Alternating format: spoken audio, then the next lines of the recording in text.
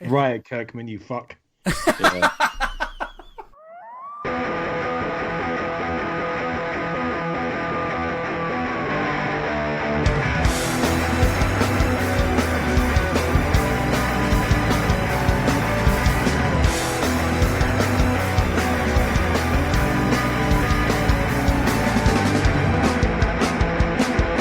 Hello and welcome to episode 245 of the Awesome Comics Podcast, the place where the small press makes one hell of a big noise.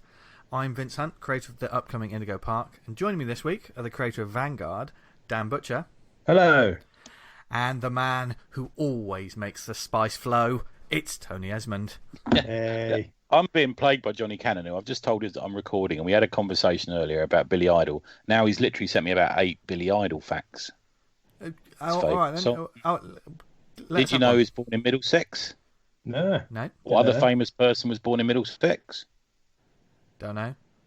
Me? Ah, Yeah. there you go. Oh, there you go. His favourite song is Hot in the City, says Johnny Cannon.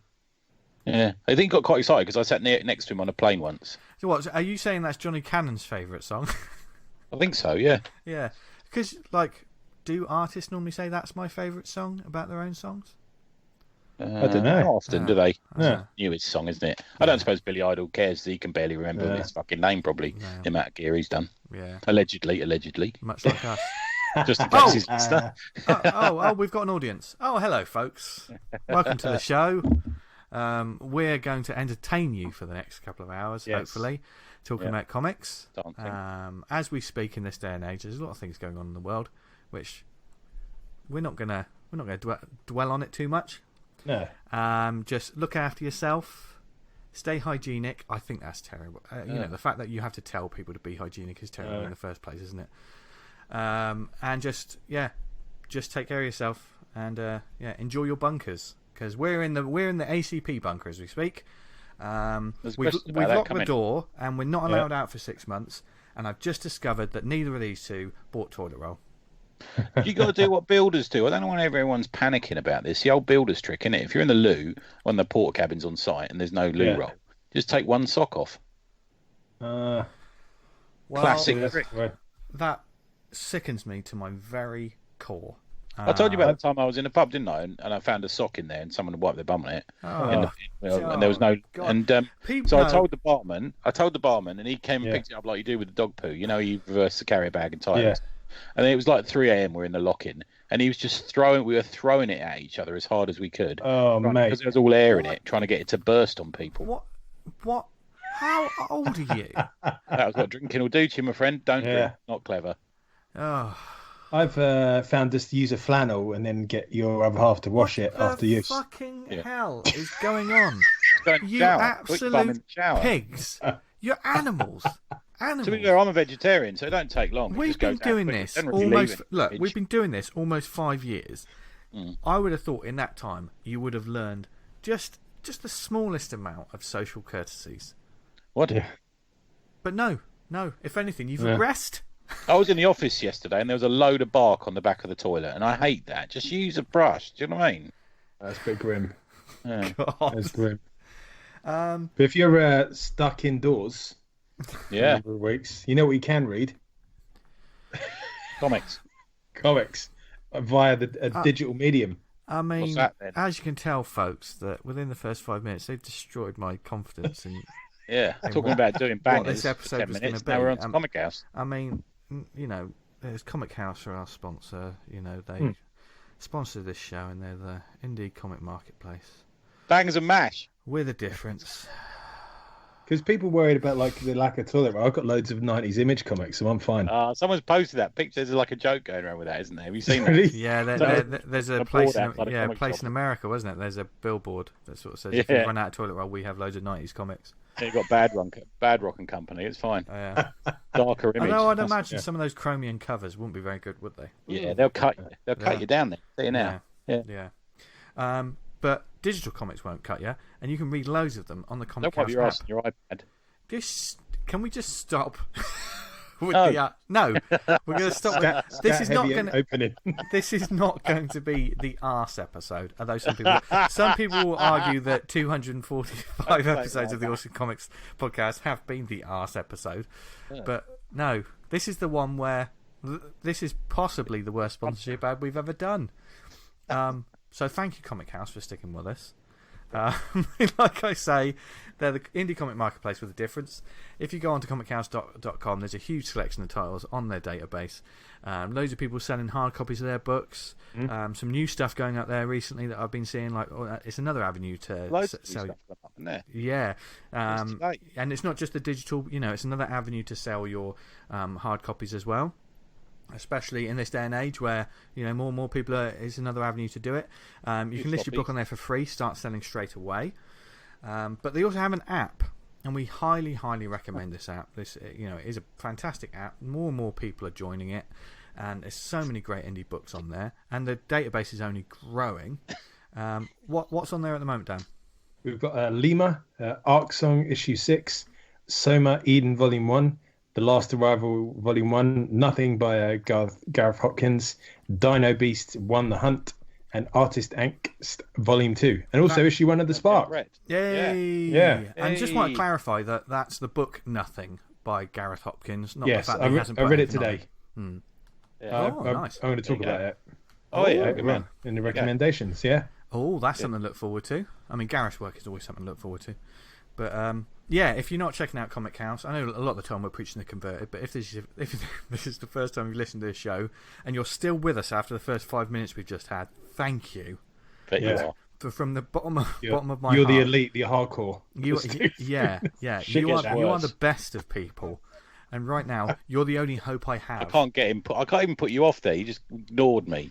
After a while, I mean, you're like a bully. I'm not. I'm just ignoring you. Do you know what I mean? If you're bullying me now. If I don't react to you, then it won't hurt me. And what also doesn't hurt is a subscription to Comic House. It's only £3 a month. You get access to that huge library of digital indie comics, like we just mentioned there. There's so much more, and like we've said on the show before, it's not like those streaming services where you want to look for something and you think, oh, I'll read that, and then you go on your streaming service and it's not actually there. This stuff just stays there, and it's great. And also, you will get a little bit of cheddar for it as well if you're a creator. You do see more money from that app than I have from other digital apps. I would definitely sign up for an app that paid you in cheese. Oh, well, maybe we should talk about that off air. But Comic House, £3 a month. There's a 14-day free trial. Find out more about it at comichouse.com, and definitely now is the time to do it. Watch, I bet Pete sends me a lump of cheese now because he thinks it's funny. Yeah. I would also find that funny, to be fair. Yeah. Do you like a cheese board? I bet you like a cheese board. I love a cheese board.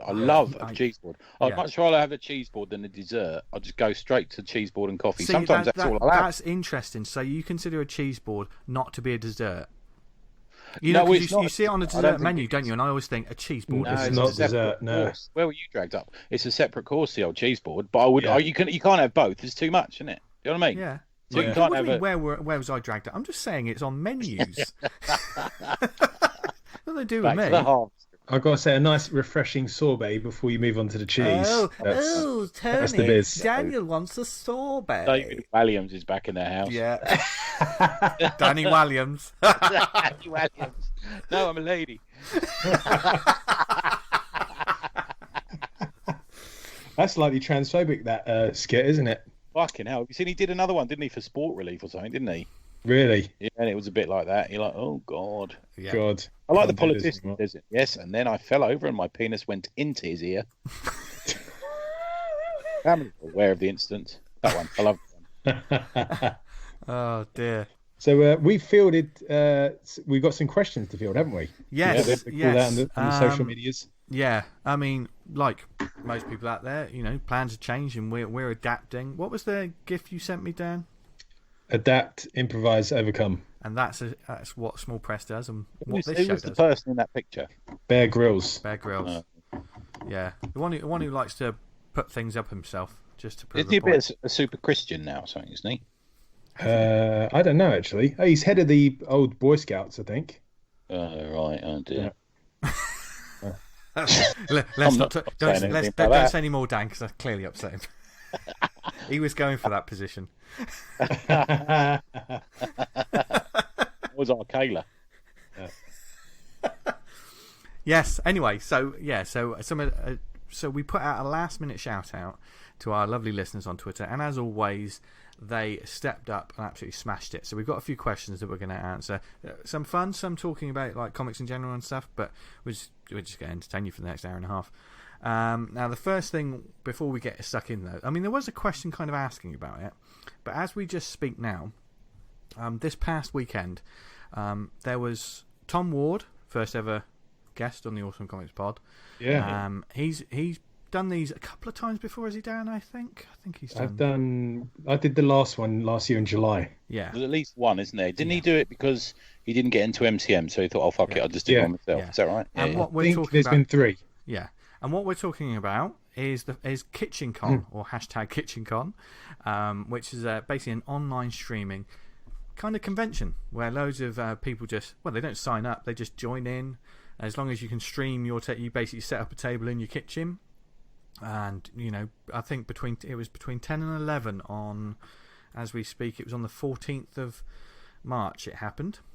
It was quite late at night, wasn't it? Yeah, it was quite late at night. I think we did a KitchenCon nights. Yeah, KitchenCon nights, isn't it? Yeah, it was Corona nights, as it was called. Because obviously, as we speak, there is a lot of conventions and events, big, small, whatever it is, that are being cancelled or postponed or pushed back. So, and you're hearing, if you're aware of social media, if you're a small press creator on social media, then there's a lot of people out there talking about this, or what are they going to do, or they're having to cancel their events, especially like in the US, with Emerald City, I think was pushed back, wasn't it? That was cancelled. It was cancelled, yeah, I think so. Yeah. So Offset in a couple of weeks, which I was meant to be at, that's now cancelled. Yeah. The MCM is, I think, is pretty much everything's going to be going that way. Yep. So there's quite a few, like MCM Birmingham was pushed back as well to June, I believe. If you're that's going to be expensive for them, because I was coming down the M6 on Friday, and they've got massive billboards, the sort of M6, M1 near there, M6, M32. Yeah, really put a few quid into that. Yeah.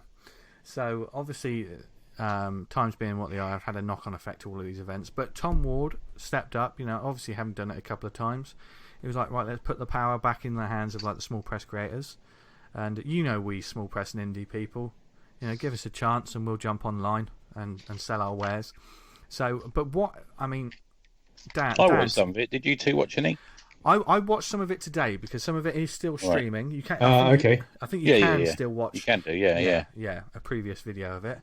I know that Gavin Emily of Happy Clam, they did a class one with lots of lights, and they were both dressed up, all dolled up to the nines. But But Dan, for those people who don't know kind of what this is, certainly some of our international listeners, might be interested. You did your semi-naked, didn't you? I was wearing shorts because it was last year July. It was fucking boiling. Did you keep the mouse in the house? Oh, hell yeah. Of course you did. There's a premium bloody channel for that. I ain't giving away that free. So essentially, like, you set up your table like you did at a convention. You got one camera watching you as kind of like looking at the whole setup. And then you got another screen there, and for the entirety of the con, you're fielding questions on Twitter, talking about your product, and just talking nonsense, really. But what is the setup? Like, obviously you have the table and you have your camera, but streaming. I haven't done something like this. I know the basics. I record this whatever we call this that we do every week. But for those who aren't technical minded, what sort of things do you need to do? Because I think this is a fantastic idea, and we'll be seeing a few more of these. Well, it's simple. You had the phone set up, and you do like I can't remember how do you do the streaming on the app, but it's really simple. It's like one button, and you're streaming video on Twitter. You set up the tweet. It's literally streaming straight onto Twitter. Straight onto Twitter. You put your tweet with the KitchenCon hashtag so people can find it. Yeah. And then I had another computer set up there on the same account, and if anyone asked any questions, I could see it and then answer it live, talking to the camera. Okay. Is it possible to have multiple people on your screen at the same time as if it was a convention, or do you have to sort of concentrate on one person? Sadly not. Well, it'd be like you're just looking at a Twitter screen, and if anyone asks questions on there, you field the questions there. It would be great if you could like have all the people on the screen. Like you click on one, you can visit the tables that, rather than cycling through the hashtags. Is there something you can do like you know, if there was a lineup, as it were, if you had a lineup of exhibitors, just create like an online web page with a list of exhibitors, and if you clicked on the link, you're immediately taken to their table. Could do. I mean, isn't this what Aaron's doing? Isn't this what Aaron Rackley's doing for? Is that what he's talking about? Gotcha. Yeah, he's doing like an online convention. Yeah. Because you might be able to do something more with Twitch, or I'm not too much into the streaming, so I imagine someone who's a bit more sort of clued in might be able to do that kind of thing. But I think, you know, Tom Ward's been ahead of the game anyway, because like we say, he's done this. This is the third time, and like, you know, he knows kind of what he's doing. I mean, every time you do these sort of things, it's a learning anyway. Yeah. But and he's great at promoting. Like when he was immediately telling everyone, like all his followers on Twitter, here's all the exhibitors that are going to take place and stuff. You know, he's all about supporting the indie and small press, and it's like I say, it's a fantastic idea. That one day, you know, when I've got some stuff to sell. I mean, you have to have an online shop or stuff ready to go, because you can't just say buy my stuff and people are like, well, where? Like, I ain't got that sorted out yet. Yeah, you need to kind of have somewhere where they can go to and get that sale straight away. Yeah, so you know, it'd be nice to see more events like this. You know, and good on all the people that did it. Hopefully, you got a sale or two from them. Can I be slightly controversial and say, if you're going to do it, can you have something to say? Because I'm not really into watching someone for an hour. Generally, if they've got something interesting to talk about, or show their process. Well, you know, more than 5 minutes is a bit of a waste for me, as you well know. But it's sort of, if you've got something to say, do prepare it. Don't just sort of sit there and because I'm not interested in watching you talk at me for. You know, so people are listening to us talk, but we've prepared it somewhat. You know, So if you're going to draw live, or you're going to run through your products and talk about each one, then okay, I can dig it. You know, but it's got to be more than a QVC advert. Yeah, that's a lot of the other people had like two people on camera. They could talk to each other and discuss stuff and talk. Yeah, that's okay. When I was on my Jack, when I did it last time, I found it fucking hard. Yeah, I saw Gareth Hopkins one, and he was funny and he knew what he was doing, and he had a big box of cornflakes next to him. Yeah, because you also these are great for obviously getting your name out at a time where, you know, and also if there's people that just can't afford convention tables, can't make it to conventions, especially in the US, if you know, to go to a convention you spend a lot of money. Things like this are really handy. Yeah. But at the same time, it's entertainment. If someone's watching the stream, or if they're doing anything, you know, it is also entertainment. So it needs to be more than just an advert, which only, let's face it, takes like 20 seconds. Yeah, and just think about this. You know, when people come up to your table and they sort of say, "Oh, what's this?" and you do your pitch, that pitch is probably 30 seconds. God, at most. Can you imagine stringing that out for an hour and a half? That's not going to work. Yeah, nope. So, and also, you're not getting any feedback. You're talking to a camera. Yeah. With your phone, so.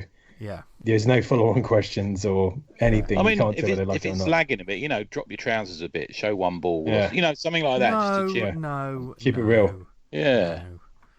Maybe just bare a nipple or something like that. That's a different convention, Tony. I tell you what, I think there's legs in it. I think it might, the way it's done. Yeah, might need to be.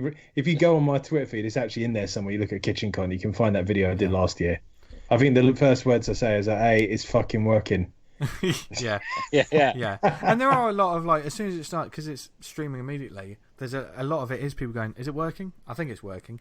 That's lag on it, isn't it? There was a time lag on nearly everyone. That's part and parcel. Do you know what I mean? There's always you know, if any of us did it, like Dan said, we're going to be like, oh, it's working, thank God. You know, I think that was a bit late for it, to be fair. Yeah, kind of, when I initially saw Tom said 10 to 11, I thought, oh, that's fine, 10 to 11 in the morning. And I realised it was the evening. I was like, oh, fuck, I was doing something. I tried to shift, but I couldn't really do it. Yeah. So, but yeah, 10 to 11, most people, like on a Saturday at least. I think any time that Ant and Dec's on television is a good time to run one of them. Oh fucking, yes. Fucking, yeah. But no, we hope everyone that took part had a great time. Sold a few issues of the comic. We'd love to get a bit of feedback actually on it in the group. Yeah, so obviously, whether it be on our Twitter or on our Facebook group, Awesome Comics Talk, if you took part, or if you bought a comic from one of these streams, or you just enjoyed the interaction, let us know. Keep the conversation going, because we're certainly interested in how these things are going to develop. And once again, spot on to Tom and everyone that took part for doing it, because it's 10 out of 10. It's cracking stuff. Can I just a quick aside? The Awesome Comics group, I was doing that portrait challenge. All the photos should have gone out by now. There's one or two that I'm just got to hoover up, but that's running as is. Do people know who they've got? No, I do. it's kind of like a Secret Santa kind of gig, as in like. Oh, is someone grassed? No. Like you know who you're drawing, but you don't know who's drawing you. Yeah, that's what Dan told me who I'm drawing. Yeah, I know that. I know you know. I know you're drawing. I don't know who's got me. All right. Obviously, there's one exception, me, because I know who's drawing me. You're always the exception, Dan. There's a T-shirt. Dan Butcher, always the exception. Never the rule. But what's the deadline for this? 3rd of March. 3rd of March. Jesus Christ. Sorry, April. Great Scott, Marty. I can't do that. It's April 1st, April Fool's Day. Oh, okay. Nice. What a great day for it. Talking of fucking cringe, that bloody Back to the Future fucking thing was on that Sports Relief. And I had to tell like Zoe, you got to turn this off. This is killing me. There's like a Back to the Future musical. You just reminded me of that great Scott line. I was just brought back. I can't watch any of those fucking Comic Relief or any of that shit. No. I can't. It's watch like a night of comedy, and there's no fucking laughs. Nothing's funny. No. Yeah. I'll let's send these like minor celebrities to the Sahara, and they can bicycle about for a bit. Yeah. Why don't we just give the money to a hospital? The best one's that Ricky Gervais sketch. Have you seen it done years ago where like he green screens himself in Africa?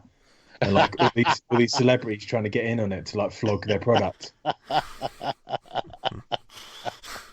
It's really good. Amazing. It's on YouTube. Check that one out. That's a good laugh. I've completely forgotten what I was going to say now. Although I think like, derailed that a bit. Yeah. Go on. In terms of like a charity, streaming or whatever, things like that. Do you think we should do something like that one day? Not like a 24-hour one. I know Stacey's Parlour, she does it every year. She does a 24-hour. Speaking of Stacey's Parlour. Hey? That's when you promised to do a dance. That's true. I was wondering who I promised that to.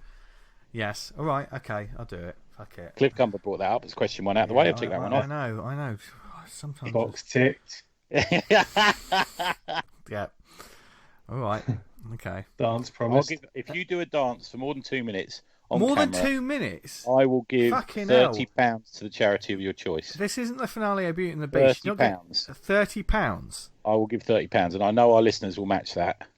So if we can, let's say we can get up to £200, you've got to do a dance for 2 minutes and post it on the Facebook page. How's that? Fuck. That's... I'll put in money on that. Good. Yeah. For 2 minutes. Yeah. Fuck it. No like keeping your foot still and just moving your fingers. It's got to be a proper. Well, there'll be a little bit of that, but as well as other things. I know you got to get in the mood. You know what I mean? Get the juices flowing. Get the sex on. Excellent. Look forward to that this week. Yep. No. Hang on. We're not necessarily going to do it this week. What? Don't you like dead children? What's wrong with you? No, I don't like dead children. I'd like there to be less dead children. Oh, you want them to die? No, then, do you? I like them not to die. That's why I don't like them. Oh, you don't like puppies? Oh, you don't like Africans? What's wrong with you? Do a dance. What a combination of fucking minutes that was. Whoa. Anyway, from that nonsense. And seriously, folks, if you can earn £200 for charity, I will do this. Yeah, let's do it. Yeah. Okay. Yeah. You got 30 from me. Down. Done. 30? Yeah, I'll put 30. I didn't know you really want to see me dance. I do.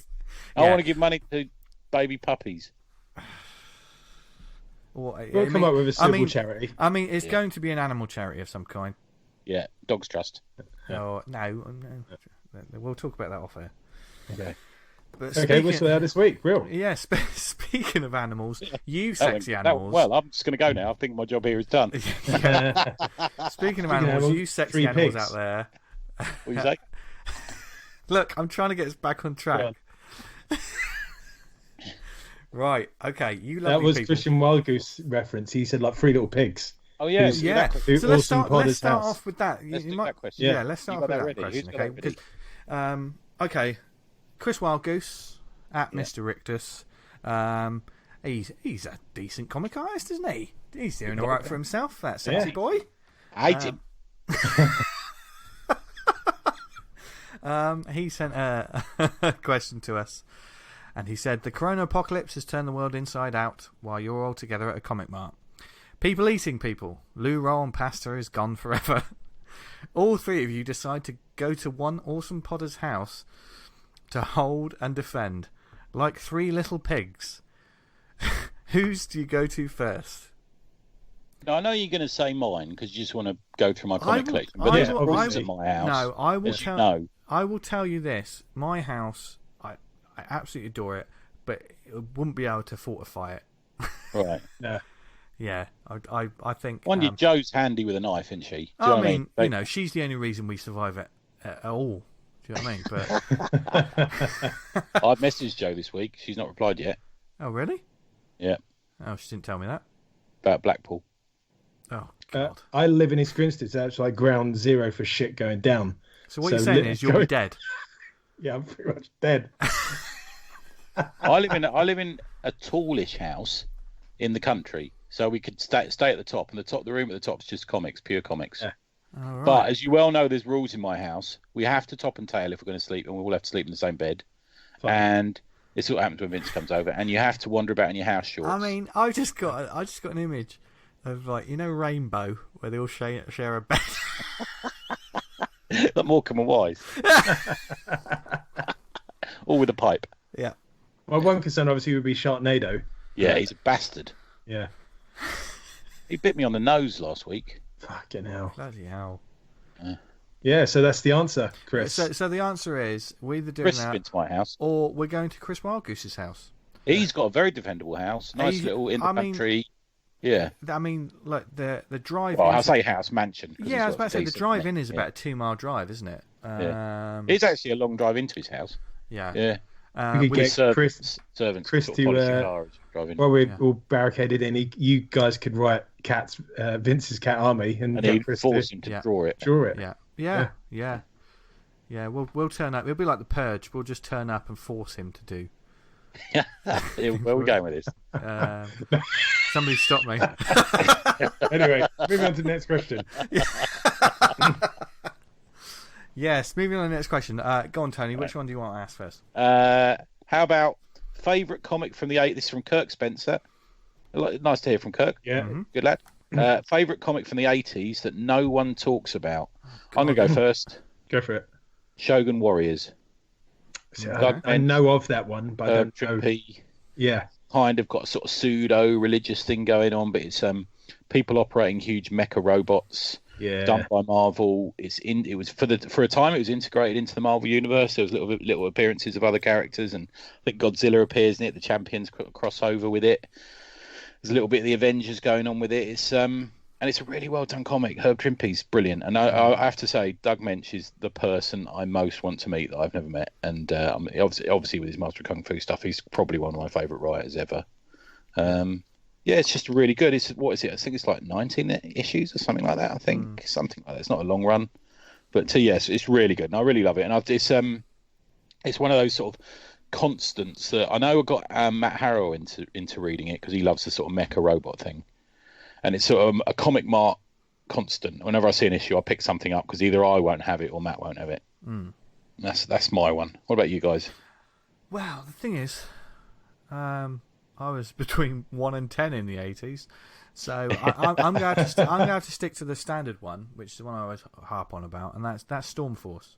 Oh, you love that, Nick. Yeah, which was obviously like my favourite and is just growing, and I just absolutely love it. And it's one of those ones that, because of the nature of it, it was thought up to fill the sort of gap that Action Force left when that left Battle. So a lot of people just look at it as like a cheap knockoff. I can understand some of the criticisms, but I don't care. I absolutely love it. I love all the characters, and it's just, Storm Force. And I know there are, when I've mentioned it on the show before, there's a lot of people who have listened who have shouted out, "God, I love that strip." So that's always good to hear. I think that sometimes when you got nothing to lose, You know, like that's what happened to Spider-Man, wasn't it? Like they were going to close it all down, so he did Spider-Man. And they really had much to lose. Or there's little things that happen. You think, fucking hell, that was a bit mental. Have you ever seen the last series of Heroes? You know, the TV series. Yeah. They just go nuts in that one because That's no great. one cared. You know? Yeah.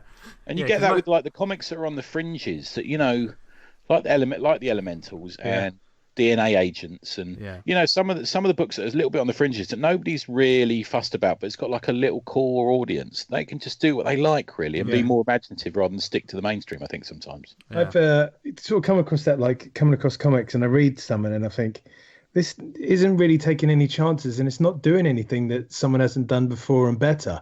Yeah. It's like, just fucking put your foot down. Yeah. Go for it a bit more. I completely agree. And look at this. One of the good example is that the Immortal Hulk at the moment. Hulk has never been a big seller. You know, it's always been a sort of fairly constant book that sort of disappeared and then has come back in a number of different runs over the sort of last 15 years. Yeah. But with Immortal Hulk, they kind of gave him free reign, and it's just he turned it into Al Ewing turned it into sort of a horror book. Yeah, that's great. It's one of those sort of ones. Yeah, I think there's a lot of and these are just broad strokes, of course, folks. But there's a lot of writers now who come up and they probably think, I loved reading this writer when I was coming up. I want to write a book like them. So they're kind of doing their version of someone else's book when they should really do their own. Yeah. You know, do you know what I mean? It's like, this goes for all of us. I want to write a book like Warren Ellis. Well, that's all well and good, but Warren Ellis is writing Warren Ellis books, so you don't need to. Yeah. Just the one you see the most of is I want to write a book like Mark Miller. Now, Mark Miller's not even doing a good version of himself these days. So, yeah. I mean, with Mark Miller though, you never know. All of a sudden, it will just come back and he'll write some amazing stuff.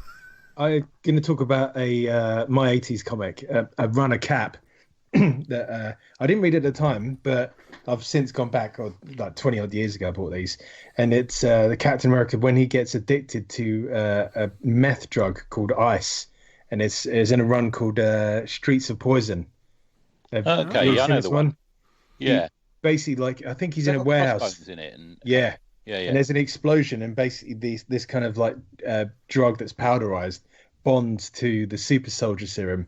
And over this series of these issues, he starts fucking losing his shit. I mean, that makes sense because 80s is obviously like the cocaine boom, and like you watch action films and it was all drug dealers and stuff. Drugs were so prevalent with their sleeves rolled up. Yeah.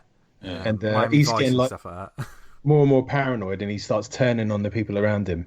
And eventually, I can't remember how they grab him, but basically siphon out the super soldier serum, so he's just like a normal dude. Doesn't he go into like he gets an armor? Doesn't he get like 90s armor at some point in that? I think that's well later on. Okay, but that's an epic collection, Dan. Isn't it? Yeah. Answer me this though, Dan. This is a good example of like when a hero starts to lose their shit, and I'm talking about male heroes here, and you understand why in a second. You know, when they start to get paranoid or become addicted to drugs, did he all of a sudden get heavy stubble very quickly? Yeah, he's like, I bet he did. A couple of days got stubble. Yeah, that's always the go-to stubble, sign. Sweating. Yeah. Well, you have your clean-cut hero just grow a bit of stubble, and all of a sudden they got personal problems. That's also a shortcut to say they're tired or something. Isn't it? It's like a Unfortunately, they retcon the story like almost immediately in the next series of books. It's they put the super soldier serum back. It was fine. But, okay. Because I think it's a lot more interesting if Cap's like a normal bloke. I wonder if you can get that in any collections. You can. So now I'll just say it's Epic Collection. There you go. Yeah. It's a good, nice. it's good run. Yeah, nice. Name another Marvel character who got his or their powers from the super soldier serum. Oh God. See, this is just going to show up how terrible. No, it's fine. It's an unusual one. Man Thing. Oh really? Really? Yeah. Trying to recreate it. Yeah. It didn't go very well, did it? No. He ended up looking like that Hoover from Teletubbies. One thing I never liked about in some of the Marvel was that unlimited wrestling league stuff. Yeah. And then they used to like give them like these people superpowers so they could wrestle, and it's like, why would you do that? I suppose purely because wrestling was mental big at the time, wasn't it? Yeah, I guess. Yeah. Mental big. God, you're so cool, aren't you, Tony? Right. Okay. What's that? If you can flip a tank over your bare hands, you think, no, let's take this into a wrestling league. Oh yeah, that sounds a good idea. Oh well. Yeah. Shall we do the Russell Mark Olsen question? Yeah. Okay. Yes. So we've been talking about comics being a movement recently, haven't we? Yeah. Now, what do you do? What's the best thing to do? Do you allow it to grow organically or organise it? Thoughts? Do you want to go, V? You go first, Dan. Okay, I would love for it to be centralised and organised a bit more, so we could start. There'd be one place to pick up the comics that we're all selling, or one place to hear about all the news and stuff like that. I personally don't think it can be done, and I'm not sure if. Why don't you think so, dude? Because we're all individuals, all different ideas and goals. I just don't think it would work. I'm with you. I think growing organically is great, but we're hitting a ceiling. We're hitting this moment because there's more and more creators. There's I was going to say more and more conventions, but obviously, it feels like more and more people are creating comic books than ever before. Certainly in my purview, but there's less money to go around. There's less, sometimes you don't. I'm sure there's my favourite creator out there who I have not discovered yet. And sometimes when you discover someone, you're like, oh, how did I not know about this sooner? So, how do you fix that? I mean, I think obviously we are all about trying to spread the word as much as we can on this show, and I know many other shows, websites, and everything are all about shouting out about indie comics in general. So if you read those and you like those, tell someone about them, no matter what it is, because it's all about word of mouth. That's why we call it the recommendation section on this show. So, and that's how. I mean, I've spent a lot of money based on what people have recommended to me. And I think that's, a recommendation can be lifeblood to the indie scene. It certainly is. How many times have you been at a convention and someone has come back? You've been co-tabling with someone, for instance, and your tabler has gone off for a little wander around the convention. They've come back and they've bought some books. You've immediately gone, where the hell did you get that? Yeah. Who is that person? Yeah. Where is their table? And then you've gone off and bought it, and you've discovered a new creator. I mean, that's happened to me quite a few times. Yeah, and I think that's the way to go. I think there's levels of organising in there. I don't think we need. I personally don't want to be part of something. But I don't mind being able to it being available to me, and that's. That's how I feel about it. I think the way of an organisation kind of like a union or something like that, I don't think that would work. No. Whereas something less a union, more a hub, which is so the one-stop shop, as it were. I mean, I put shop in parentheses, but I think which is what Comic House is, isn't it? In a way. I'd like to think it's becoming that. Yeah.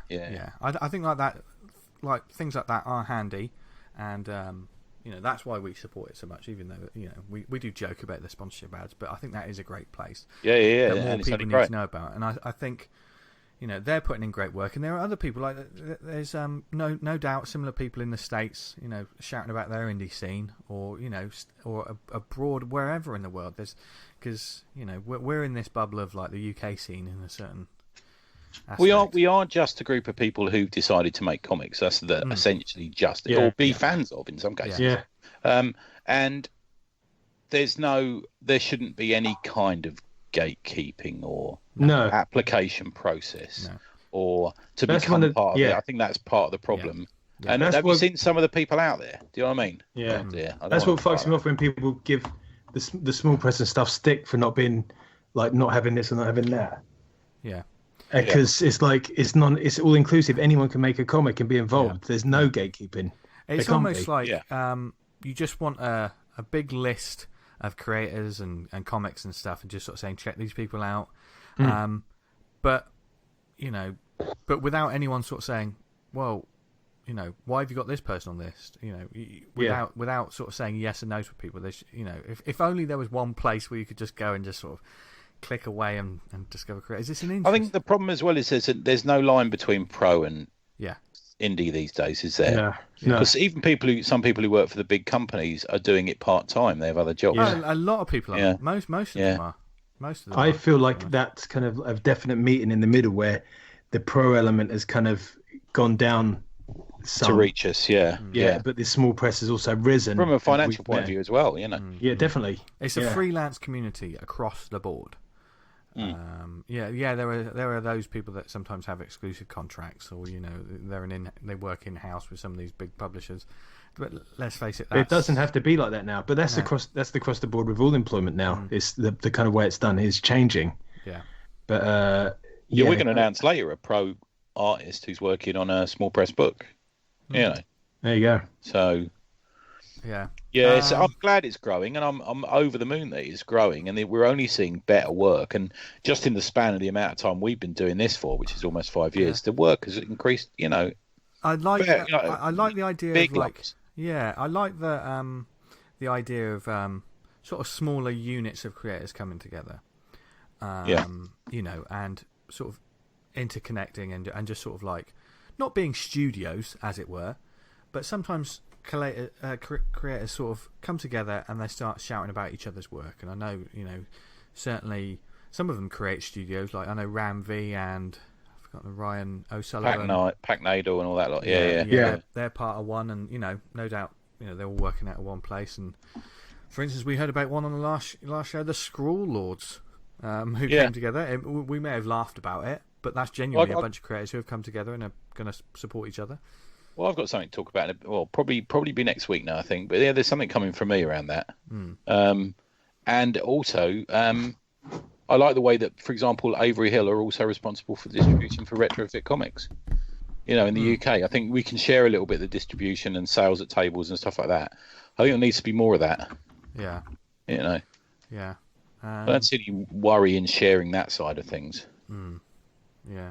It's definitely an interesting conversation. It's a brilliant question that's got no concrete sort of answer, really, has it?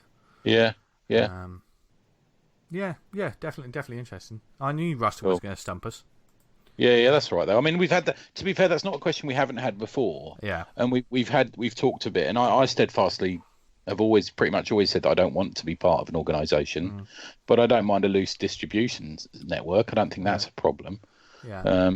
Would you? But an organisation. But would you be part of a group? For instance, I was just saying, some creators come together. My question, my counter question would always be, who's in the group, mate? Do you know what I mean? Well, that would always be my counter very question. True. But that's the whole point of these groups. It's like-minded individuals. So if you came together, we're a group, aren't we? Well, we are. Yeah. Well, we're a boy band. Yeah. I'm the drummer. You're the drummer. Come on. Yeah. We don't play our own instruments. Or each other's. That rumor is not true. Yeah. I don't mind being part of a group, because I think you have to be, because as just purely a writer, I have to collaborate with people anyway. So I'm part of that. Yeah. We're part of the Spark thing. We're doing that. We're part of the thing we're doing.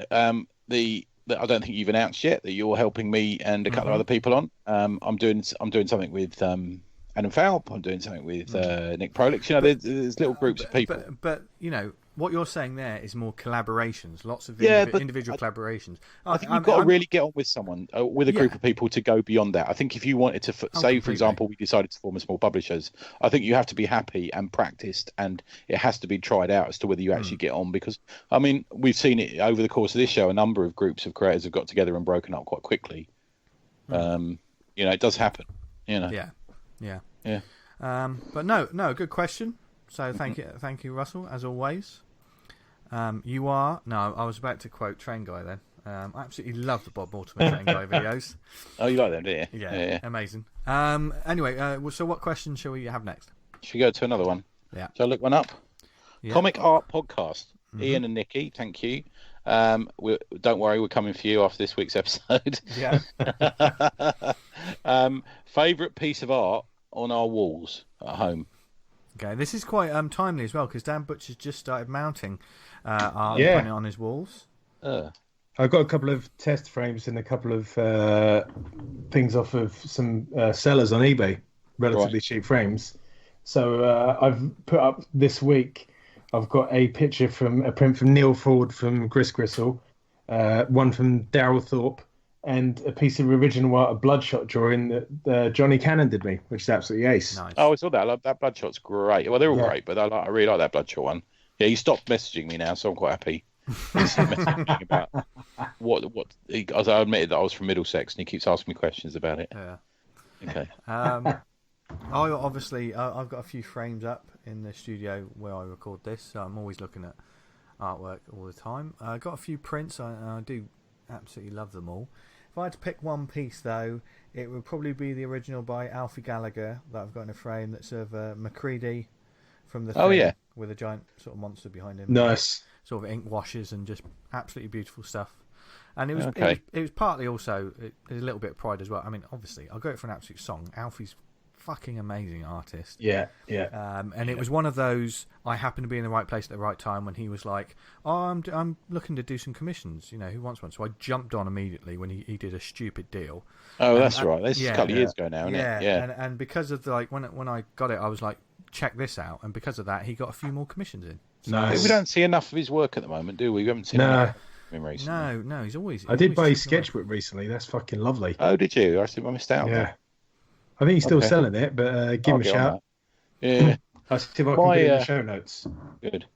Mine's I got a page. I've got a few original Master of Kung Fu pages, which is my jam. So I've got a page from the last issue, Master of Kung Fu 125, which is drawn by Alan Kupperberg, and it is inked by Mike Mignola, believe it or not. Oh, wow. One of his really early works, and because that's a real sort of it's a real important issue for me, that last issue. I love that page. I can stare at that all day.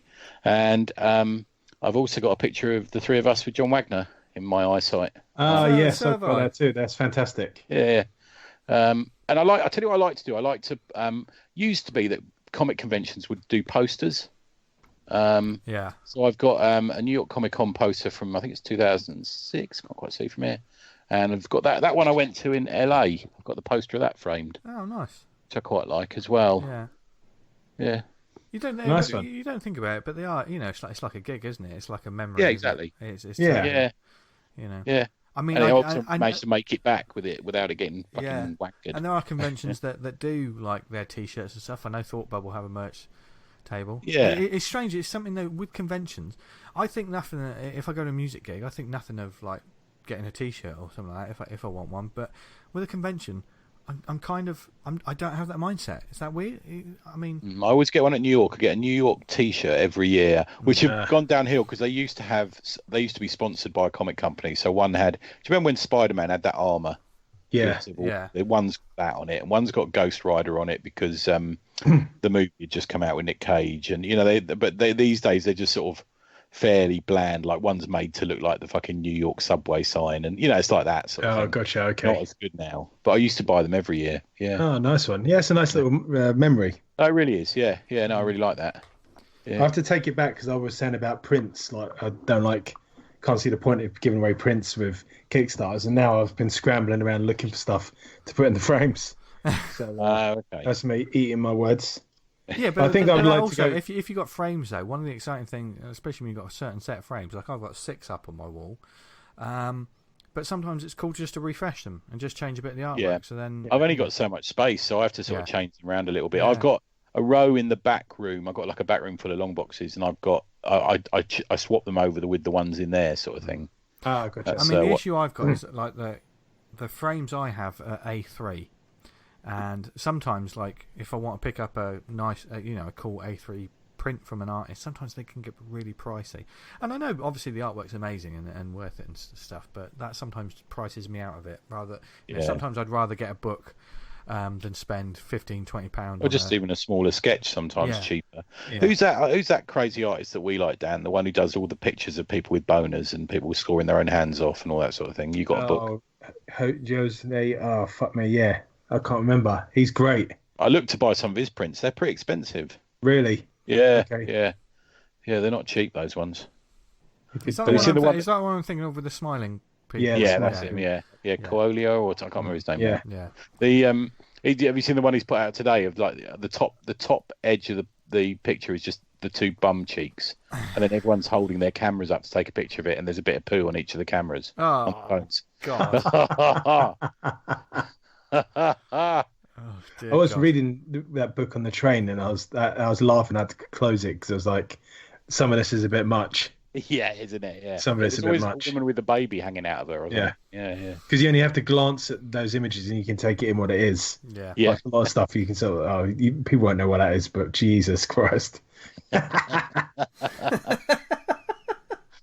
Yeah, I've got like to be fair, I treat myself to like getting it if I get a really nice page, I treat myself to getting it framed.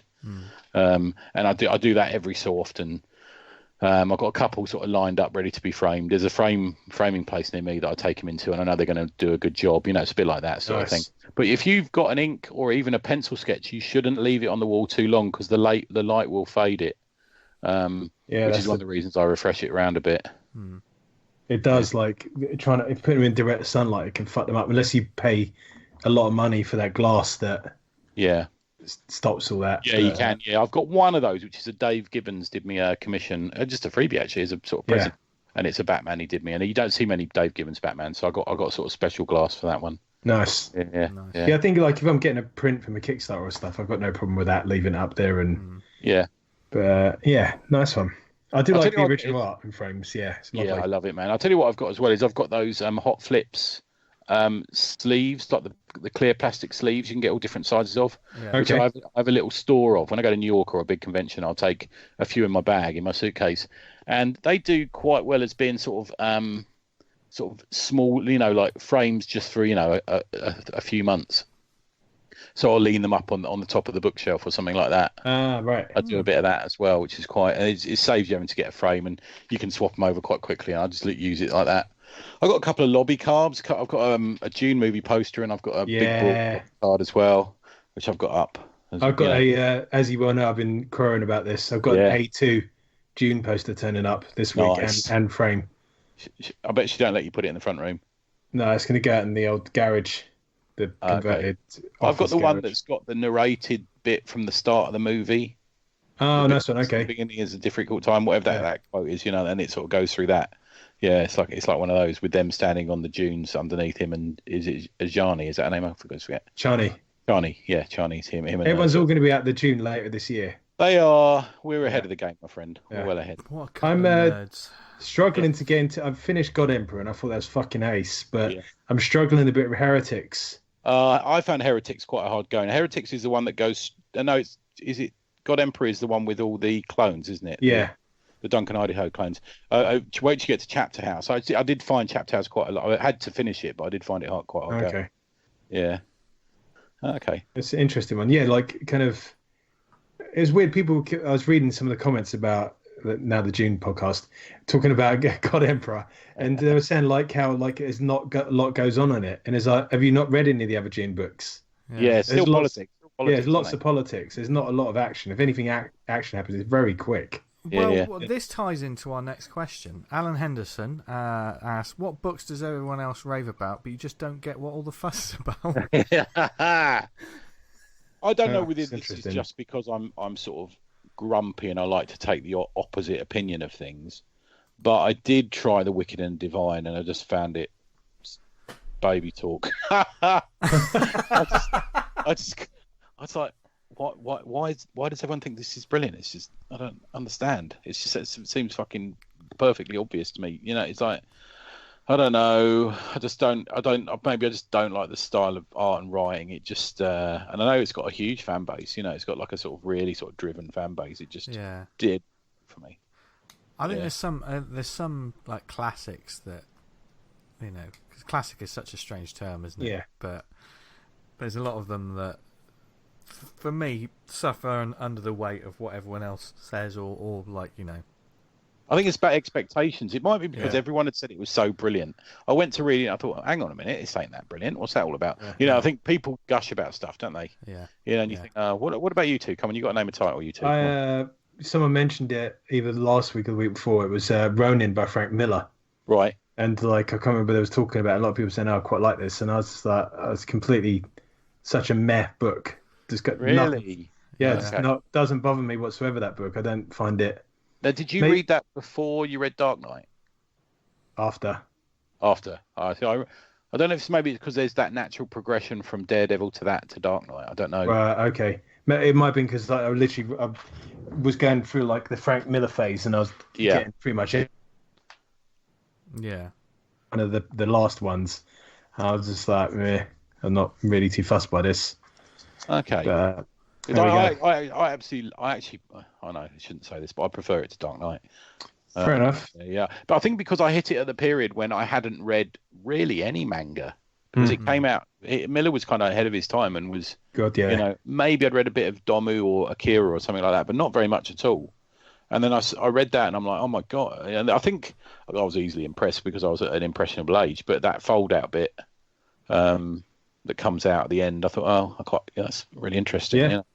You really liked Electra, but I can remember reading that relatively recently, and this was like, okay, it's all right. It's not like when I first got it, I was actually fucking blown away by it, but like now I'm just like, oh yeah, it's okay. What it is. It was very experimental for the time, wasn't it? For what we were reading anyway. Yeah. Okay, come on, V. You got to name a title. It's a difficult one, isn't it? Yeah. Because there is that. I think the important thing about the question is it doesn't. You're not saying that it's shit. It's not for you, that kind of thing. Yeah. I think there's a reason. Got to be a reason it's not for you as well, obviously. I think the biggest name one for me, that I can think of is Watchmen. Really? Okay. I can see that, man. Yeah, I think there are people out there just sort of like, I can take it or leave it. But to clarify, obviously, what it is for the genre cannot be, it's obviously what it's done and the what it came after it and stuff. But I think I know, Tony, you were reading it at the time, and it's I was reading in Issues, yeah. In Issues, it was probably a completely different feeling, and But then when you read it after a lot of time of, years and years of build up. So when I first read it, I was like, right, okay, and it just felt a bit. It was little bit hard work. But maybe that was the expectation element. Yeah, I think so, and I find that can sometimes be the issue with a lot of Alan Moore's work. Yeah. Because there is, such a legend, and the library of his work is so sort of vast and different that people will talk about certain books. You think, oh, this is going to be good. Like for instance, V for Vendetta. I didn't. V for Vendetta, I think, I don't think it works as a graphic novel. I think you had to be reading it in Warrior. Yeah. I don't think it works. It's so sectioned out. It's such short lumps. Yeah. I don't think it. And I think. To be fair, I like Watchmen. I'm very fond of it. I read it kind of once a year, but it's because I see it as the chapters that I was reading. In other words, the issues that I was reading, and I see, for example, my favourite sequence is the bit with the psychiatrist. That's fantastic, and I really like that. I really like that bit. But there's bits of it that I'm not fussed by the text story. I'm not fussed by the ending. I really like a couple of characters in it, and I'm not fussed about the Manhattan scenes. I don't. I find it a little bit boring, to be fair. Yeah. The stuff on Mars, but I do see what it's doing, and I do think as the big two books, weren't they? Was it Dark Knight and that? I do think it's overtaken Dark Knight in reputation. Yeah, I agree. But I think that maybe part of that is because people are more fond of Moore than they are of Miller. Maybe, yeah. Yeah. He seems to have kind of Miller's got his name's gone through the mud a bit. Yeah. Yeah. I can't really recall why. Yeah. No, I'm not must sure have been some incident, but yeah. Holy Terror, maybe, or something. If I was talking about, slightly more modern books, shall we say, and if I had to pick out a title, there was one that I just couldn't get into, and I know there's probably going to be a few of our listeners going, "What?" when I say this. Yeah. I was given a big hardcover collection of Year One of East of West. Okay. Don't know this one. Yeah, and this is Hickman and look at the name now. Yeah, I've got it here. I can't think of it. Dragota. Nick Dragota, yeah, isn't it? Nick Dragota, yeah. And I haven't connected with it yet. I keep trying. Okay. I've had his book for...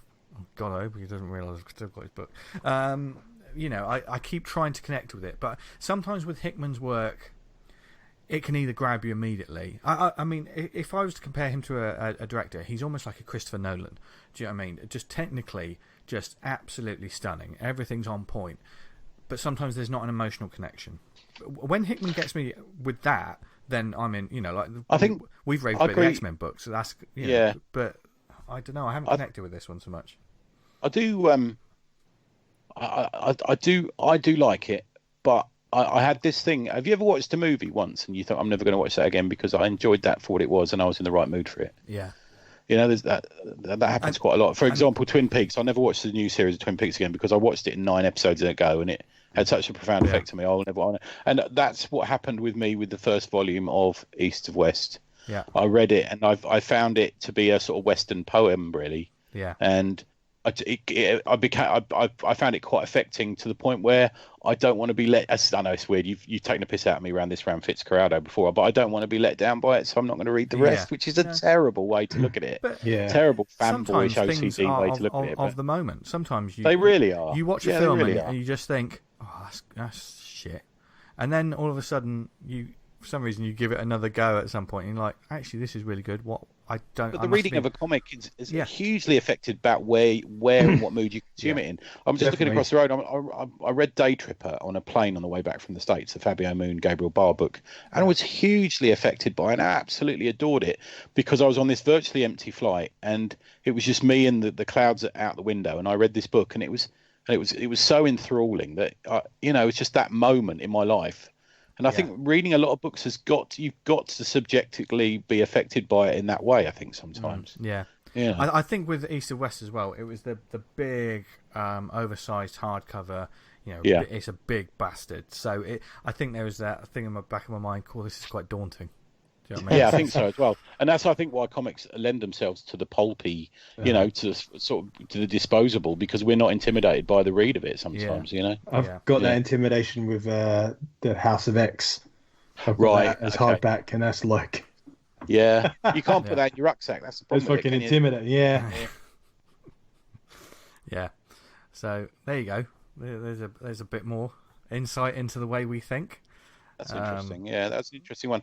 And no, I'm not saying any of those books are bad. They just my one certainly just connect with me. Yeah, I don't think any of the books we mentioned we're being like, we're not criticising any of these books. We're just sort of saying, I just don't get it, and that's what Alan's question was. Yeah, that's fine. It's like comedians or music. You have your taste, and well, anyone who likes Mrs. Brown's Boys can fucking write. That's true. Yeah. Why are you listening to this show? Yeah. I don't consider them a comedian. Speaking of a great comic series, though, Hugo Boylan, he asked the question: what's the best complete comic series to binge in a weekend? Oh, fucking hell! I got a good one for this. Go on then. Depends on your stamina for this. Oh my word! Okay, so if you can go a long time, and you got a nice quiet weekend, Scalped.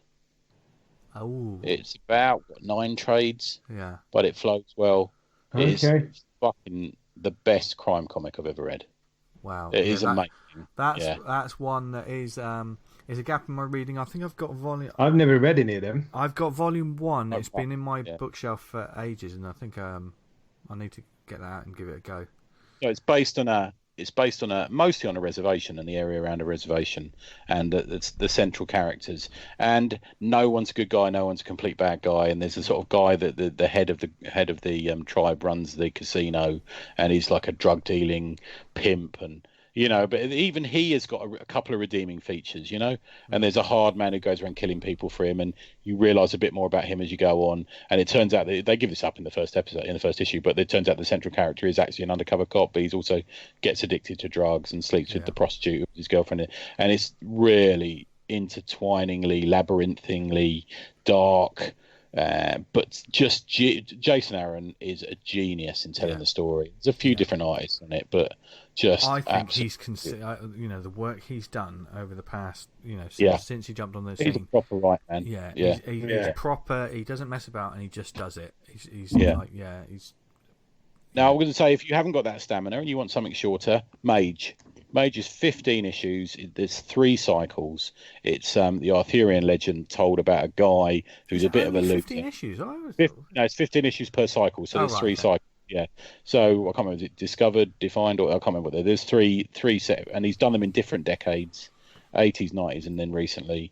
And it is just brilliant fun, and it's got little dark moments and little light moments, and Matt Wagner is just a genius of storytelling, and it's basically, you realise it's Matt Wagner by the end of it. He's just telling his own story as if he was the reborn King Arthur with a baseball bat instead of a Excalibur, and he fights demons, and he's a family man by the end of it, defending his family, and you can easily consume it. It's only 15. They're not long reads in any way, and it finished about 3 or 4 months ago.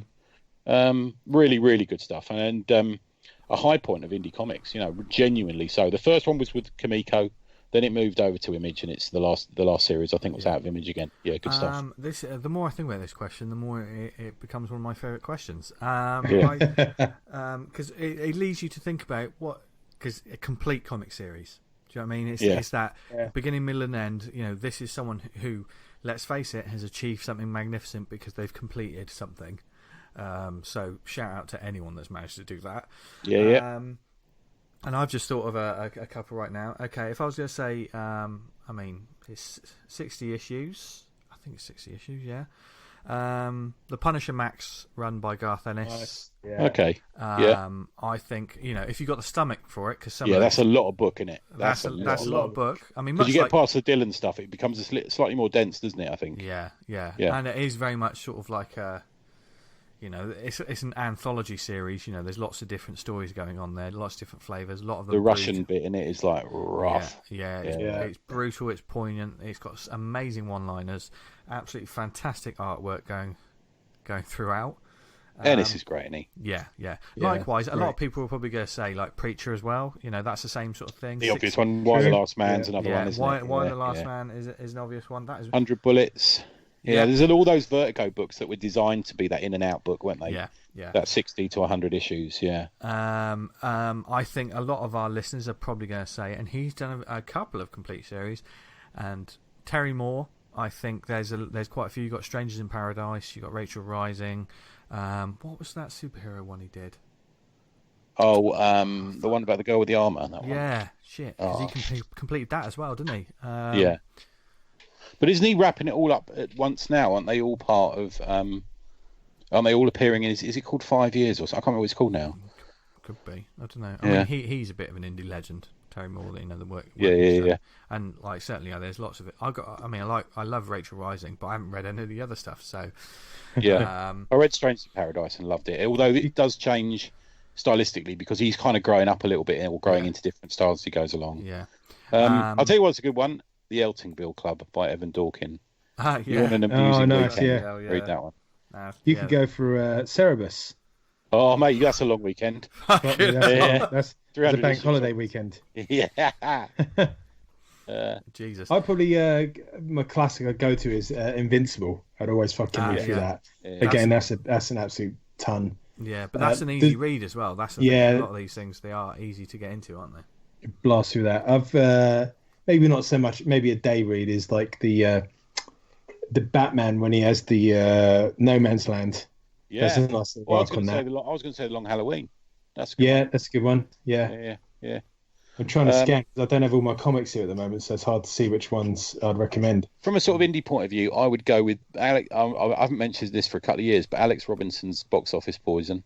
A really personal and nice and touching story. Yeah. And Scott McCloud, which he did before he did Understanding Comics, which is a book called Zot, Z-O-T, which is a really fun sort of, it's a cross between sort of indie American black and white comics and manga with a sort of cartoon lilt to it, but it's got sort of quite a lot of sort of deeply underlying reasons to it. Really good stuff. Yeah.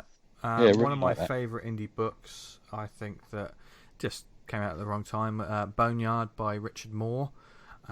Which is supremely fun. There's 4 volumes of it, and it was one of those things that it ends a little bit quickly because indie comics around that time, it ran from 2001 to 2009, I think, and it was only 28 issues the run. But that's great stuff. There's 4 volumes of that, and they've actually released recolored ones. I absolutely love that series. That's one of that's an influence on me in terms of sort of pacing and comedy and stuff. It's just great fun, that series. Nice. Okay. I tell you what I like doing is I've got a couple of long boxes where there's just random stuff in, and just grabbing that out. Yeah, and then, I love taking a watch as I'll read through them. Usually I get in shit for that because they end up piling up by the side of the bed. Yeah. And my wife goes, "You put them away."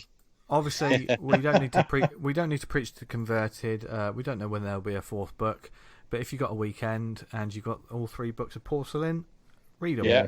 Yeah, that'll break your heart. Yeah. And there's a collected edition of Martial Law, which is a great read. Oh man, That's fucking great. DC put it out about 3 or 4 years ago. Really good. I missed it. They did a Death's Head collection. Yeah.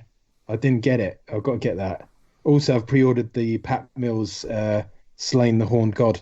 They're doing like another collection coming out in April, I think it is. So I pre-ordered that. Got to fucking have that. Yeah. That was what I think. Like first, remember time seeing like that kind of painted artwork of Simon Bisley in an issue of 2000 AD, and I was like, this is fucking amazing. Right. Okay. Yeah, the first time you see Simon Bisley's work, it does kind of blow your fucking brain out your nostrils. Yeah, you don't see it that often. That's the reason. There's a book called Jew Gangster, which is by Joe Kubert, which is an amazing. If anyone hasn't read any Joe Kubert, I recommend that as an entry point. He's an influence on so many people, and we don't hear about him enough. No, I really like his stuff. Yeah. Obviously, this is the sort of question as well that could be a thread on the Facebook group. We'll go nuts. We'll go nuts with this. Yeah, this is a whole episode. This question, because I know a lot of our listeners will be like, "Oh yeah, what about this? What about this?" Do we have any others? there's more, isn't there? I think. What's our favourite Kickstarter or Indiegogo at the moment? Oh, I can't pick. I'm not going to talk Kickstarter or Indiegogo. I'm just not going to do that. Apart Shall I give my one? You should back El Marvo. Back El Marvo. Back Camp VA07 by James McCulloch, which I'll talk about in a minute. Might have a bit of news with El Marvo this week. Oh, okay. Stay tuned. Right, okay. Right. There's one other which I think is worth looking at that people might not have realised is Mark Ryan and Mike Grell have got a project called The Pilgrim on Kickstarter. And Mike Grell is the dude for me. I fucking love that geezer's work. Nice, His Longbow Hunters broke my heart, and Warlord and Maggie the Cat and everything he's done. I just love the geezer's artwork, and he's got you don't see enough of it. It's called The Pilgrim on Kickstarter. I've just backed it today, actually. Funny enough. Nice. Oh, excellent. Another one before we head into the shout-outs, etc. Another one by Kirk Spencer. Cartoon or film property that you wish would return to comics. This is interesting. Okay. There's lots of we've talked about adaptions, we've talked about time. It's got to return to comics, so it's got to have been a comic beforehand. Yeah, I think if we stick to that. Yeah. Because there's lots of ones I thought, this would be. I don't think that's had a comic. Yeah, that's what I was just thinking about one, and I realised it hadn't had one. I'm going to say. No, go on, you go first. I'm trying to think of mine now. Shit. I ain't got fucking clue. I think certainly in terms of animation and things like that, they were making comics out of everything. So even though we may not be aware of it, but there was probably a weekly comic that lasted for 5 issues of something. Yeah. That you wish would return to comics. Ooh. A lot of them do though. There's some of the bigger ones, don't they? Like especially if you look at IDW, they've got like Ghostbusters and all of this. Yeah, lots of licenses. There was a comic which was a cross between. This is going back. I think AC Comics put it out off the top of my head, called Ape Nation, and it was a cross between Alien Nation and Planet of the Apes. And it was, what if the Alien Nation spaceships had landed in the time of Planet of the Apes? And I fucking loved that series. What a mashup! That's a great idea. Yeah. And I think they've recently done Tarzan meets Planet of the Apes and King Kong meets Planet of the Apes. I think they can get back on that bandwagon. Yeah. I like that one. Zombie Planet of the Apes. Boom. Yeah. Done. Walking Dead. Done. Right, Kirkman, you fuck. Yeah. Somebody's got to have done an erotic Planet of the Apes somewhere, haven't they? Yeah. Oh. Elric meets Planet of the Apes. Conan on the Planet of the Apes. That's got to have been done, it? Surely. Oh, dear. I don't know why this one's stuck in my head. I don't even know if it must have had a comic book. I think Brave Star would make a badass comic book now. Right. I can't remember hardly anything about that fucking show. I tell you what, Dan. I'll write it. You draw it, motherfucker. Let's do it. I just want to see Dan get draw the a license. cyborg horse with a shotgun. Yeah, it's a great concept. Yeah. Was it 30-30, the horse? Yeah. Oh, God. Yeah. Do you know if anyone's doing any good Doctor Who comics recently? Fucking hell. I put a tweet out. Probably not, eh? Yeah. I put a tweet out this week, and it was slightly in reference to the Doctor Who stuff, and I've not watched it, so I can't tell you whether it's good or not. But like they went back and fucked around with the Doctor Who's origin story, and I think if you take any classic character and you're tempted to go, let's go back and fuck around with the origin story, don't do it. If you can't write the character going forward, don't go back and fuck around with their past. I remember reading the Spider-Man, and when they turned his mum and dad into secret agents, I was like, what the fuck are you doing this for? This adds nothing to the story. It's just shit. It's pointless. It's like Batman's dad and all that crap. Yeah. Need it. I try every season, because I'm a die-hard Doctor Who fan, but I absolutely love the original series. And I try every season. I go back and I try one or two, and it's just not working for me. I'm just finding the scripts for the last probably 4 or 5 years. I'm just like, nah. Because I've seen a couple of the Jodie Whittaker ones, and I thought this is great. They got a female doctor, what they can do with this, and then it's just really like, I thought that's what I was hoping you weren't going to do, is exactly what you fucking done, and it just not for me. Why is the doctor need about 10 assistants? I don't know. I said this in a podcast this week. I was on the Stuart Moraine's one, and I said, look, bad script writing is my best example of that is Doctor Who, where you can tell exactly every dramatic line that will come out there, like oh, not this time, or watch out. You can almost like predict what they're going to say because they're just written by this sort of cliche machine. Yeah. Because I said it. I did another tweet about Brave Star, saying Brave Star was always political. It kind of like being smashed over the head constantly by politics when I'm watching these shows, and then they say, "Oh, it was always political." I was like, "Man, fuck off!" You know what I mean? I don't want to be fucking getting constantly. Oh, this doctor is talking about the Conservative government. Oh, is it really? I was fucking so interested in that. I'm so glad. I'm so glad that Corbyn comic sold so well. Yeah, there's piles of that everywhere, are there? You know, we're getting this allegories of Trump's wall and stuff. So please, I can't have this anymore, man. Yeah. I love like when you see these little sort of behind the scenes, or you see these documentaries of like how this was made and stuff like that. And the real story is, a publisher came up to me and said, "See this toy? Write me a comic." So I wrote a comic. Like Micronauts was amazing because they've given it to someone. He's just gone, right, I'm going to come up with something mental around this. Yeah. I mean, G.I. Joe, they gave it to Larry Hama, and he then made that universe his own. Yeah. Fucking yeah. Well, he's made such a legacy on that it's still going to this day. Yeah. It's and like some of the characters are absolutely like Snake Eyes is just a fan favorite. Yeah. And I don't think he's really been done justice for years and years and years, but he's still beloved. And those comics shaped Daniel Butcher as a man. Yeah, hell yeah. Yeah, there you go. So, who's your favourite G.I. Joe character, Dan? Fucking hell, that's a tough one. It's a real tough one. All right, not the ultimate. If you had to pick like one of your you get to do a story them yourself. You get to do a solo story. Yeah. There's a character Beachhead. Oh, do you know? Oh, that is so fucking weird. Ace. I was just about to say, I bet Dan likes Beachhead. Beachhead's great. Yeah. He's just a real hard, tough nut. Yeah. Is he the one with his shirt off a lot? No, that's Gung Ho. Constantly got a balaclava on and never takes it off. Yeah, he never takes it off. And like I remember his fact file on the back of the packet was like he gets up at 5 a.m. and goes for a 10-mile run or whatever. Yeah. With the first hour of his day. And when you're a kid, you're like, God, 10-mile run at 5 a.m. He's just like a real military man. Yeah. And ain't got no time for fucking about. Yeah. Yeah, that's what I'd probably go for. Yeah, and he's actually Dan Butcher in disguise. Yeah. Right. Fuck around with the Butcher. No, you can't. But thank you very much to all the people who sent in questions. Yeah, some good questions there. This week. Truly appreciate it. There was another one from Tom Spark who what's the funniest comic book ever? I think that's impossible. Ambush Bug. Oh man, God blimey, you were quick. I always say there's some corkers in Viz, but single issue. Yeah, Viz. Yeah. I don't know.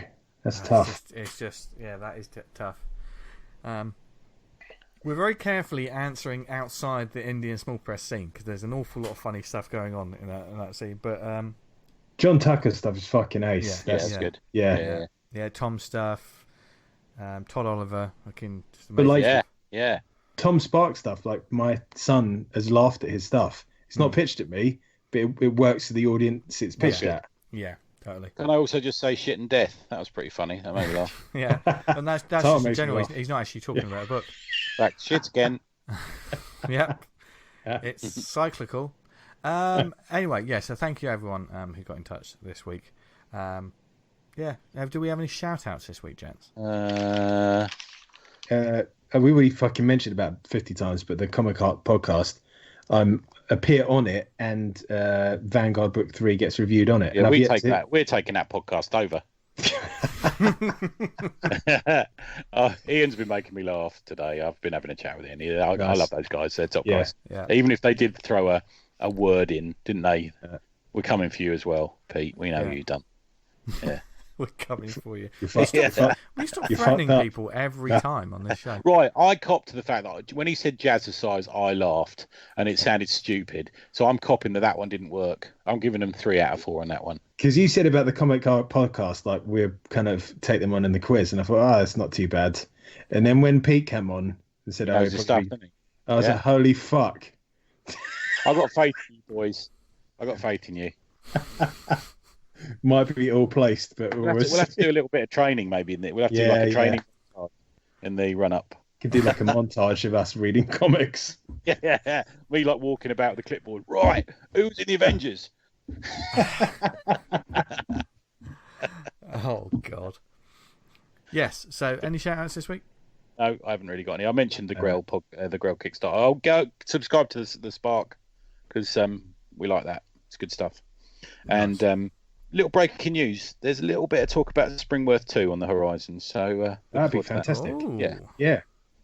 There's definitely an audience for that, mate. So yeah, hopefully there's a little bit of planning. Andy suggested a sort of subject, and I made a title up, and we were laughing to each other last night. So yeah, it's a good chance of it. That's how these things start. Yeah, definitely. Yeah. Nice. So without further ado, let's recommend some comics. We've got cool shit in general. Yeah. How many have we got this week, gents? I got 2. You got 2. Do you want to start us off then, Tony? Okay, so I start with his announcement at the end of this one, actually. There's a reason for this one. So, Jesus Freak, I read this week. It's a slightly older book, so I think it came out off the top of my head like May last year, something like that. The hardback certainly did anyway. It's written by Joe Casey, art by Benjamin Marra, colours by Brad Simpson, and letters by Russ Wooten. It's a hardback, 58 pages, $14.99, written by Image Comics. It is an irreverent but intellectualized reimagining of the Jesus story without any of the sort of, I don't know what you call it, genuflecting to Christian mythology. Okay. It's I mean, I speak this as a cold-hearted atheist, and it's basically it's kind of a mixture of what if Jesus was a martial artist and in a sort of some kind of weird sort of drugged-out fantasy world. There's a bit of that going on. Sold. Yeah, already. Yeah, sold. There you go. Yeah. That's kind of the cheap explanation of it. It's sort of a mystical Bruce Lee Shang-Chi comic kind of, but there's much more to it. I wonder why you read it. Yeah, I know, yeah. The year is 26 AD. A young Nazarene carpenter is having some trouble adjusting to the violent world around him, and he's having trouble knowing where he fits in. There's some great kung fu versus Roman soldiers, sort of gladiator style fighting, meshed up together. It's the hardback's a bit of a. I don't like the design of the hardback, actually. I'll take a picture and send it to you guys while we're talking, and I can get your opinion of it, because I just thought it was. I'm going to send you one image which is the outside image and one image which is from inside. And I think that the outside image, what they do is it's very bright yellow, and it's got a sort of tile effect with reddy orange Jesus Freak across the middle. And it doesn't do it a service. I don't think it really shows what it really is like. It's sort of it's a little bit boring. I've just sent it to you now. What I've also sent you is from the inside cover. There's a sort of intro page, and next to that is almost like a movie homage. Shaw Brothers poster homage to it, which I prefer. I think, given the right sort of lighting and colouring and stuff, I think I prefer that. Yeah, that cover's not doing it for me. No. Yeah. What do you think, V? You're both designers, aren't you? Sort of. Yeah. The cover is very. I think it's representative of the sort of time and the kind of.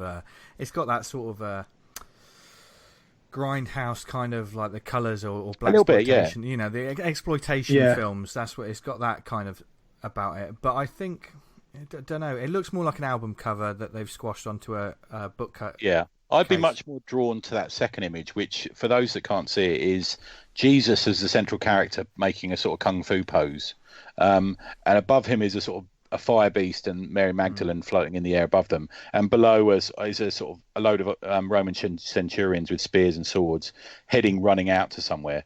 And it's one of those movie posters that sort of tells a story where I think that would work as a cover for a graphic novel. I agree. I mean, I like the idea of having the cross on the cover.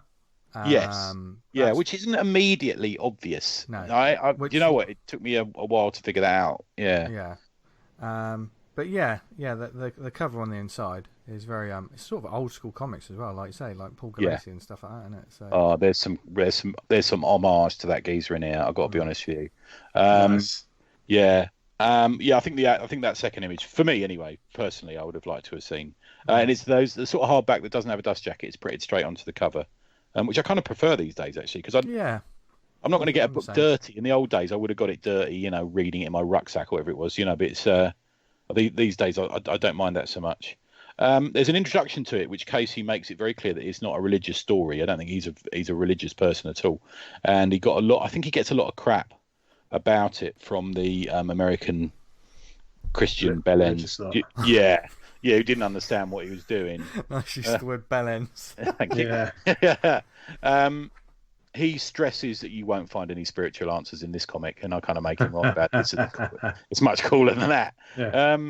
He talks about having done some research, and he balances that against the creativity and fantasy that's on show in the book, it works well. You can see there has been some research. There's a little map at the start and stuff like that. Jesus is a confused man who is plagued by nightmares, hallucinations, talking animals who are really demons, and he uses that rage and he channels it into teaching himself kung fu, obviously, because that's what Jesus did, wasn't it? Yeah. Ideal.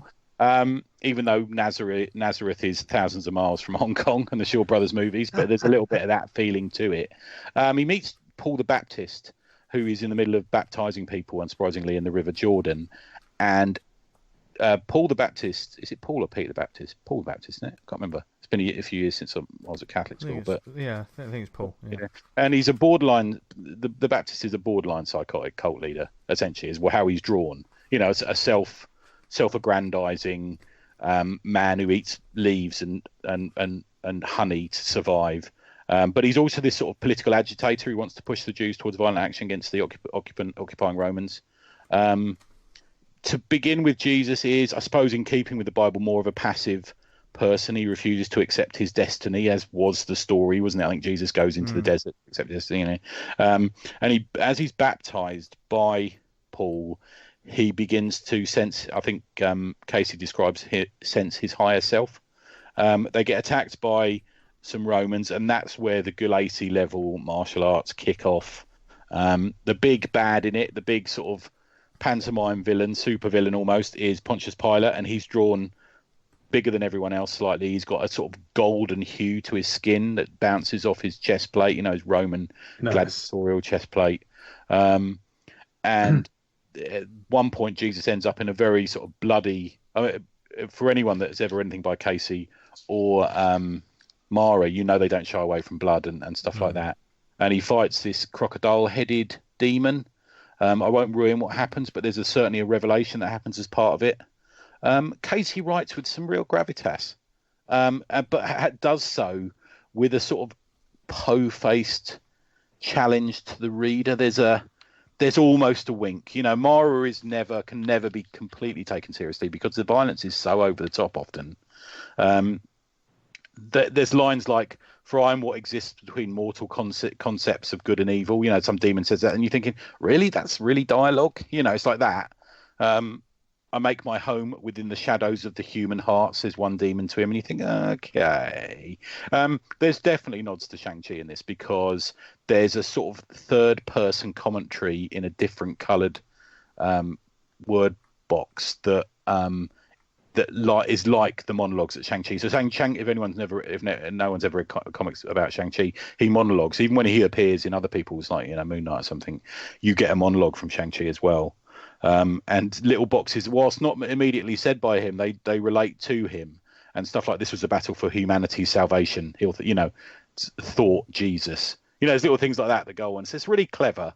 You can read the book on different levels. There's a genuine, really, there's a real darkness to it, but there's also a depth. And as I say, there's this sort of wink at the unmoving obsession of organised religions. There's a little poke. Seriously, you believe this nonsense? Marra is normally when you see if anyone who's read anything by Benjamin Marra, and I know that when Stuart McCune came on, he recommended a book, didn't he? By him. Just trying to think of the name of it now off the top of my head. Oh, Terror Assaulter. I wrote it down. One Man War and Terror. Do you remember when Stuart McCune came on? He recommended us all a book. Do you remember? Yeah. Yeah. And that was one of the ones I think he might have recommended it for you, Dan, actually, off the top of my head. But he's very underground, Marra, slightly uncohesive in his work often. But in this, I think with the use of the colour art and the writing by Casey, it pulls him round slightly. It sort of beats back a little bit his Rebel Comics vibe, but it does well. I mean, this is not a normal comic, and this is not an ordinary. This is completely anti-establishment, even just from the subject matter onwards. But there's a little bit more cohesion to what he's doing. They're a little bit more Image Comics, I would say, which I kind of enjoyed. I enjoyed the change. I like Marra's work, but I enjoyed that change. But yeah, it's pretty visually experimental as well. So there's you don't lose out a huge amount on that. Yeah, it's a really interesting style. In the same way that when Casey worked with Huddleston on Butcher Baker, if you read, those guys have read that. Yeah, yeah, read that. Yeah, he doesn't contain him, but he focuses him. I suppose is the way of putting it. And there's something really fresh about this book, extraordinarily so. I read it, and there's the odd book when we read it, it plays on your mind, isn't there? And this one played a little bit on my mind. It's an Image book, so you can get it. It's easy to find. It's at Image Comics, or you could look at _ Benjamin Marra _ again. You can find stuff like him. American Blood is a book by Marra's that Nick sent me as a present, and I really, really like it. And along with that, we have got a little bit of announcement in that the main reason I bought this book actually is because Adam has got Benjamin Marra to do the variant cover for Atomic Hercules 2. That's fucking ace. Very excited about. So we had Landgraf for issue 1 and Benjamin Marra for issue 2, which I'm extraordinarily excited about. So yeah, which is I think he's almost finished drawing it now for our bit. So I'm hoping that Marra will be any day soon. We'll get to see something from him. But yeah, it's if you haven't read Marra, it may not be for everyone. It does feel a little bit undergroundy, and it's a little bit underground dramatic, I'm going to call it. It's a little bit po-faced. You kind of don't know where satire and where just uber violence begins and ends sometimes. But it's a beautiful little artifact. It's a really nice little book. I'm really glad. I think it's probably my favourite thing by Marra. And I am fond of Casey's writing. If you've read Sex or stuff like that, or like Butcher Baker's, Casey does some interestingly transgressive work, which is always worth a look. So that's my first one. Nice. Who's next? Nice. Dan, do you want to go next? I went on a bit of a spree reading Comic House titles. Oh, nice. So I read Soma Eden, which is, I'll give you the blurb, a spaceship sending Goldilocks planets using a new android advisor called Soma to teach each new set of colonists. It feels very much like a kind of an Alien Covenant type story. Okay. That's an interesting read. It's kind of, I feel like the art, no having a pop of the art, it's black and white inks. It feels like the story's bigger than the art. It's really kind of like a big story. That's worth reading. Definitely check that out. I read Dino Beasts 1, The Hunt, which is absolutely fucking nuts. Artist Thanks by Kev Brett, which is just on there. It's volume 2. I didn't realise there's volume 1. There's lots of really amusing strips in it. One that made me laugh is there's a shot of like the artist at the table pulling a pose, and he's on the banner behind him, and there's all the books in front of him exactly the same pose, and someone asking, "Oh, did you draw this?" And I think we all had that. But what I really enjoyed was the book Nothing. By Gareth Hopkins. Have you guys read this? Yes, I read that one about a few months ago. I really liked it. Yeah. Yeah, it's kind of littered throughout with kind of observations I think a lot of us have probably had or one similar. This is with the little numbered points, isn't it? Yes. Yeah. And there's a couple that's like, oh, fucking hell. Like, there's that graphic that's like Facebook things. You're offended. It's like, because I'm in this. There's so much of it. Yeah. That I'm like, oh, fucking hell. That's me. And there's some purposeful. I didn't realise it. I talked about it a couple of months ago, but I didn't realise there's some purposeful spelling mistakes that relate to one of the comments, which is interesting. Yeah, it's interesting. Like it's one of those things you can kind of dip in and out, but I kind of blasted through it in the same one. It's really interesting. I'll see if I can get to one where like 14. It's been 6 months since Jim's been to the gym. He reckons he'll start going again over Christmas. One of my favourites is such and such doesn't know who she's waiting for, so she smiles at everyone who walks up, and little things like that. I like that. Sort of thing. But there's an extra material in it. There's a differently drawn sort of sharper metal-y sort of abstracty thing at the back, which isn't part of that narrative, isn't there? Which I really love the art on those. Yeah, it kind of pulls out. Yeah. I really like that stuff. So Clyde's been drinking 2 extra litres of water a day, and his piss is still dark yellow. You're right, though. It's the little observations that we make and we never write down, and we think, "Oh, that's an interesting aside." But the day moves on, and this is what he's written down over. Obviously, I suspect a short or a longer period of time. God, yes. There's a lot of these. Yeah, you sort of pick these up, and I just haven't oh fucking hell, yeah, I've had that thought, or I've had this. Yeah. This is what Henry thinks. He hears someone come down the stairs, so he takes out his earbuds to talk to them, but he turns out there's no one there. It's really bleak. Like I was reading it today, I was like, bloody hell, this is quite bleak, but really, really well observed and really well done. So that's on Comic House. So I'd go and check that out. Nice. I've yet to read Gustavo's one, but I've actually got that in print. Man. So I'm gonna have to find that. Yeah, I've got a feeling that Gustavo's one of those guys. We need to treasure those print copies because I think he'll be taking off quite soon. Yeah. I think Vanguard's about a year, haven't we? Yeah. Vanguard's at number 1. Yeah. I don't think it will be for next week. I reckon Gustavo's going to be taking that slot. That's fine. That's the way it's going to be. Yeah. Can't be champ all the time. Yeah. Unless it comes to the awesome comics quiz, then we are champs all the time. Big talk, Vince. I know. You know I got your back 110%, but I know. I'm not going to Conor McGregor us, don't worry. We need a boot camp, don't we? Yeah. Prior to the next one, let's have a boot camp. Oh God. Anyway, so there's quite a few there of Dan's to check out. Yeah. So check out Comic House. Yeah, my one. I've got one book and one show that I'm briefly going to talk about. Now the book itself is a Kickstarter reward that I got. It's actually a webcomic that's on a little bit of a hiatus at the moment, but mainly due to the person doing a Kickstarter campaign. So I had concentrated on that and putting the books together and like redrawing bits and stuff like that. The book itself is called Orbit Encounter by Kariss Jones, and the Kickstarter collection is issues 1 and 2. Now this book is a synopsis on the back. The research ship New Discovery, out of reach, dormant, lying in wait for nearly 5 years, but now it finally gets its wake-up call. All reports say it was abandoned following a catastrophic emergency evacuation, but is that really the case? Oscar, the young and enthusiastic salvage mercenary, has been sent to retrieve the databank stored on board the derelict research ship. It should be a simple in-and-out job, but Oscar soon starts to unravel a macabre mystery still lurking inside the ship, as you do.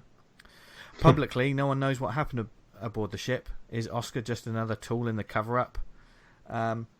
Sounds like standard, well, not standard sci-fi fare, but you got your setup there, derelict spaceship, someone going to investigate, and that's pretty much what most of the book is. And I'll get onto the artwork, and anyone who's certainly if you play video games like Dead Space and things like that, there's lots of investigating the ship when it's all dark and you don't know what's going on. That's what a lot of issues, well, most of issues 1 and 2 are, as well as the mystery. Thing about Sorry, did you get this in a? Sorry, mate. Did you get this in a hard copy? I missed that. I got a hard copy, yeah, because it was a Kickstarter campaign. It's a web comic that you can check out now.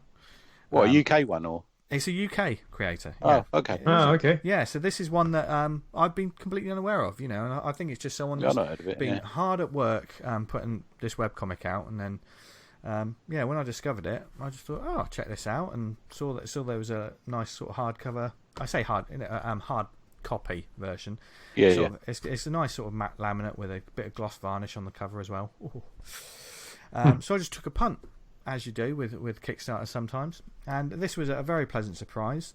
I'm definitely the webcomic itself has gone on a bit further than the actual Kickstarter, like the book. So I'm gonna go back to where I am with the book and continue reading the webcomic, I think.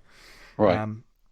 But yeah, the thing about that setup sounded pretty standard, but it's actually an anthropomorphic style book because Oscar, the main character, is an otter. This is a mystery sci-fi horror book.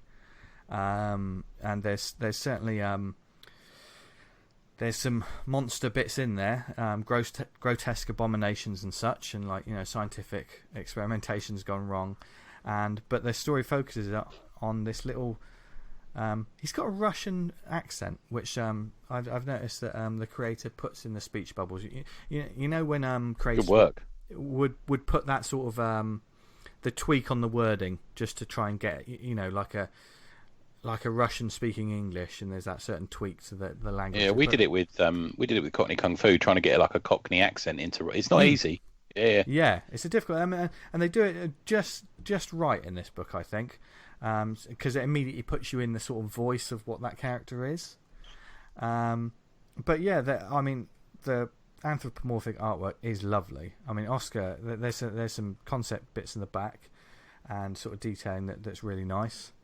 But one of the things I loved about the artwork was the lighting, because this is very much someone wandering around a derelict spaceship that's completely dark, and their only light is certainly the flashlight that they've got going on, and that's what a lot of these pages are. And certainly when you get a book printed, that can be a challenge when you've got a lot of dark pages. Yeah. So I'm not sure if the creator had an interesting journey trying to get it in print and trying to get it just right.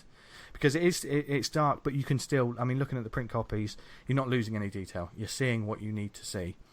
But it's really effective, really atmospheric.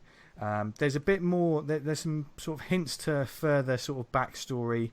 It starts off, because I thought it was just going to be that, because from the Kickstarter campaign, that was the kind of feel I got, that it was just someone aboard the spaceship. And it started off with a sort of prologue that seemed to be a flashback. It's the one part of the book that doesn't really feel attached to the rest of the story at the moment. So I'm interested to see where that ties into everything else, because it didn't start how I thought it was going to start. Like chapter 1 is how I thought it was going to start. But yeah, it's just a really good book. If you're not aware of it, I'm sure there's a lot of people who are, because this made its Kickstarter campaign and then some, enough to get. If you've got like a matte lamination on your fucking book cover, then you've done all right. Is that the life? Do you know what I mean? Yeah. Well, the thing is, I'll say that on my gravestone. Add some. Yeah, put some matte laminate. Well, you're obviously rolling deep if you're putting it on your gravestone as well, because anyone who knows about print quotes is, if you get a print quote for your book and you're like, that's not too bad. Oh, I want that sort of shiny bit on the cover. Is that the same as spot varnish? Is that what we're calling? That's the same what it is. UV spot varnish. Right. It's like Okay. You got like the matte background, and then you've got the spot varnish. Yeah. As soon as you put that on it, the cost goes up quite a bit. And this only a little. Yeah, just a little. Put it into a quote calculator and see what comes up, folks. But as well as the book, I got a little enamel badge as well, so I'm all right. Anyone who's been following this show. Yeah, it's just a great little story, and a nice little bit of a sci-fi horror with an extra bit of mystery involved. There's a foreword by the creator that's quite interesting, and talking about a lot of the thought processes going into it, which is very interesting to see. From the foreword, I can see that there's a lot more going on in this series than necessarily what you'll read in the book itself. To start with, because the book itself, to start with, you could just read it for a cool sci-fi horror, quirky sci-fi horror, because there's an amazing otter as the lead character. But there's a lot. I love an otter. Yeah, otters, they don't get enough play in comics, do they? No, I like the lady on the weather who once referred to an otter's pocket. That would make me laugh. I knew you were going to ruin this. Tony. But it was only not ruined. It's not ruined. What do you think came first? His name Oscar, or he decided he was an otter first, and he called him Oscar? Oscar the Otter is like the coolest name ever, isn't it? He's I think it mentions it somewhere. I swear I read it somewhere. But yeah, there's cool little bits of back matter in the back. If you go to the website for the webcomic is orbitcomic.com. Obviously, she's been I believe it's a female creator. Apologies if not. Well, I've got to say that because I fuck up so many things on the show. I got Ongelem wrong on bloody Twitter the day after. Yeah, but there's if you go to the webcomic orbitcomic.com, you can follow the creator on Twitter at rocket_Akita. That's AKITA. So find the link to the web shop. I mean, they've obviously been fulfilling the Kickstarter pledges first, which is brilliant, which is what everyone should do. Yeah, that's quite right. That's what we're doing. Yeah. So now it'd be interesting to see when the book comes back as a webcomic. So cool. It'd be great. So yeah, check this out because this may be one that's gone under a lot of people's radar. It certainly did with me. So can I interject quickly to show that as a hard-hearted atheist, I believe that little baby Jesus is watching me, because literally while I was talking about that comic, Jesus Freak, I got a message from someone who called Word for Word Bible Comics. Yes.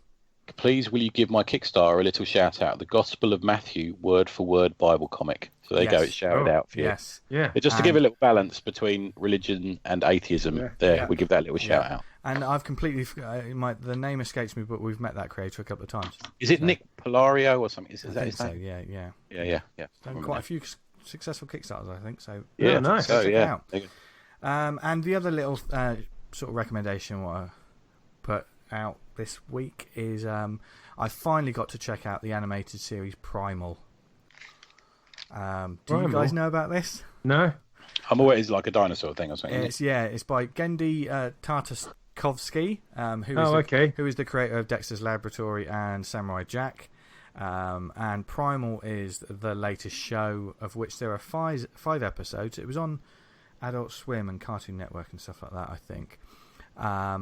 There's going to be 10 episodes in total. The next 5 episodes will come later in the year. Where is it now on Netflix, you say? It is. I watched it on All 4. So if you're in the UK, it is on All 4, which is Channel 4's streaming site. So you basically just get one ad and then you get the show. They're only about 20 minutes an episode.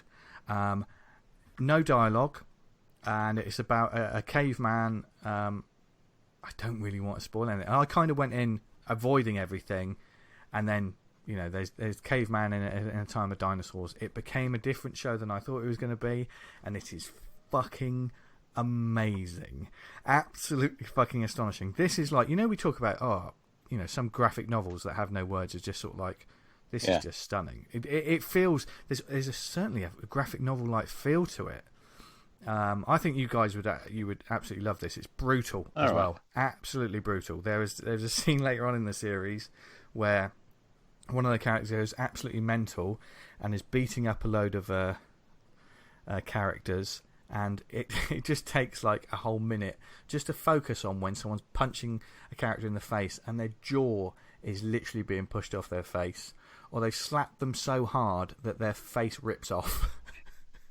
It was. I fucking love this. I recommend it, guys. It's. I watch virtually no cartoons. Do you know that? Yeah. I genuinely. I don't know what it is about my life, but I read comics and I watch movies, and that's about it. I think you should. I find it very hard to connect to one. Yeah. I know. But this feels like one that I think you would like. Just the violence, isn't it? There is violence. There's also it's really really emotional. In certain parts. And okay, I'll give that a go. Definitely. I think you guys would love it. I know a lot of our listeners are aware of it and have already watched it in some way, shape, or form. If you're unaware of it, get on it because you will. That'll be right up Dan's street, because after he's sort of really violent, he does get a little bit emotional, don't you, Dan? Yeah. Speaking of really violent, have you watched Shogun Assassin yet? No, I haven't yet. What's wrong with you? I know. It's great. I got to put aside some time to watch it. I think I might have some time to watch it soon. I love the way whenever he chops a head off, the blood spurts up. I know. I'm looking forward to that. It's that crazy sort of over the top stuff, isn't it? Yeah. And there's a sale on Comixology, the word that we shall not, say too much these days. But there's a sale on Comixology of the manga for that as well. Yeah. Lone Wolf and Cub. Although we did talk separate Shogun Assassin as well, I think. Yeah. Oh right. We did have the big Comixology discussion last week, so check it out if you haven't already. If you want to know our views on that. It's got a line-wide sale on, which I bought a couple of things from today. Let's all shit on Comixology episodes. Yeah. But at the same time, keep an eye out for titles that are still cheap. especially with the indie books, because I discovered a series. I still had a browse. I still looked through, and I discovered a series that's like 99p an issue, about 30 pages. I've got 5 issues to get through, so I'm taking a punt on it. So there's still. I'll tell you what, I spent a few quid and bought Decorum from Jonathan Hickman and Mike Holliston this week, and fuck me if that isn't good. Yeah. Amazing. Yeah, absolutely amazing. Worth $5.99? Wait for the price to come down, my friend. Yeah. But, yeah. Tony's like Scarface, though, so, you know, what is money? What is money to him? I just shagged Michelle Pfeiffer. Oh. I thought you were about to say you could shag your shelf. I would literally have sex with this comic, though, to be fair. It's that good. Oh, wow. Do we have any more? Did you say you got one more, Tony? I got one more, babes. Yeah. Okay. So Camp VA07 issue 1, currently on Kickstarter, written by James McCulloch, who was kind enough to send me through the first issue, art by Jonathan Scott. And I'm going to say Jonathan's style has a little bit of the Matt Kint stylings to it. I'm going to say a little bit, tiny bit. Reminds me a little bit of it. Have you had a look at it? I'll send it through to you. I've had a chance to look at it. Yeah, James sent it through to me as well. It looks beautiful. I haven't had a chance to read it yet. So sell me on it, Tony. Sell me on it. Okay, mate. So Letters by Rob Jones, 26 pages, full colour, currently on Kickstarter. This is just issue 1. It is a continuing story, I think. It's the opening panel could not be more prescient because it starts with Canada has closed its borders. We are looking at a worldwide pandemic. Line 1. However, this one affects all the animals. The disease is called the Red. That's in the past. It flashes forward to now. I won't ruin it beyond halfway through the book because I don't think it's fair. But and it's the world has degenerated, and it looks like someone or something is being farmed for their blood. And they're being overnight. They're having their blood taken from them. The farmers and the people in this story. It may or may not be an alien race. I'm just putting it that way. So it's a really interesting, fresh story. It's not something. So you've got a society that has sort of retroactively become a sort of agricultural community in the future because of the lack of, there's not that many people about because of the plague and all this sort of thing. And a spacefaring alien race are basically farming them for their blood. Pretty interesting, pretty bleak, and also very strange. But I won't spoil anything beyond that. It's very worthy of backing, and I think you're missing out if you're not backing it. I think it could do with a little bump. Yeah. I think it's got about 15 days to go, and it's about 40%, so it could do with a little bump. But yeah, I mean, I've said it before. I'll say it again. I think by James McCulloch, I think is worth reading. The geezer's an imaginative and a good writer, and he's got some really strong horror ideas in his writing a lot of the time. I'm really interested to see where this goes as a comic series. I really like the fact that they're putting it out as a comic series on Kickstarter, and I think there needs to be more of that. See it as a pre-order and get your copy. Yeah, I've pledged. Looks amazing. Yeah, nice. That's my last one. Yeah, I read that through today. I enjoyed it. It's fucking got a nice little sinister edge to it. Yes, it has. Yeah. And I'm going to go off and read it now. So good man. There you go. And it's that time of the night where we're going to shut up shop and go off and read some comics. So thank you very much for listening, folks. It's been another fun one. Thank you to everyone who got involved this week. It's been a good laugh. And if you want to talk to us about anything or ask us some questions, or maybe we got something wrong, or we get something wrong every week, don't we? Yep. Always. But let us know about anything that's happening, or if there's any announcements that need to be made about any events or anything. Let us know, and we will announce it in the upcoming weeks and stuff, because it's definitely an interesting time. So, and for those that haven't heard, Cardiff Comics Carnival is cancelled and has been put off to an event a time in the future. Yes. Would have been the 28th this month, but it's been put off. Yes. Yeah. So likewise, if there's any other events, if you guys out there have planned something, or if you know of other bigger stuff that's going wrong, let us know, and we'll share it on the show, because the best way to tell people is to let as many people know as you can. So you can email us awesomecomicspod@gmail.com. Follow us on Twitter @theawesomepod, where we'll be just being cool No. Yeah. Actually, we don't post on there as much as we should. It's kind of the opposite of what we are, to be fair. Yeah. But thank you to anyone that has got in touch with us on the Twitter recently. We've had some lovely feedback about the show. Yeah. In recent weeks, and we truly appreciate it. Whether you be just some new listeners. Yeah, new listener, old listener, creator, comic fan, whoever you are, we bloody love you all, and thank you for sticking with the show. And if you do the Book of Faces, go to facebook.com/awesomecomicspodcast, and where we post up this show every week, and we also post a thread on our Facebook group, Awesome Comics Talk, which is always a good time. And there's lots of stuff going on there, lots of comics debates, whether you're talking about artwork, conventions, this show. Keep the conversation going on there. Join up.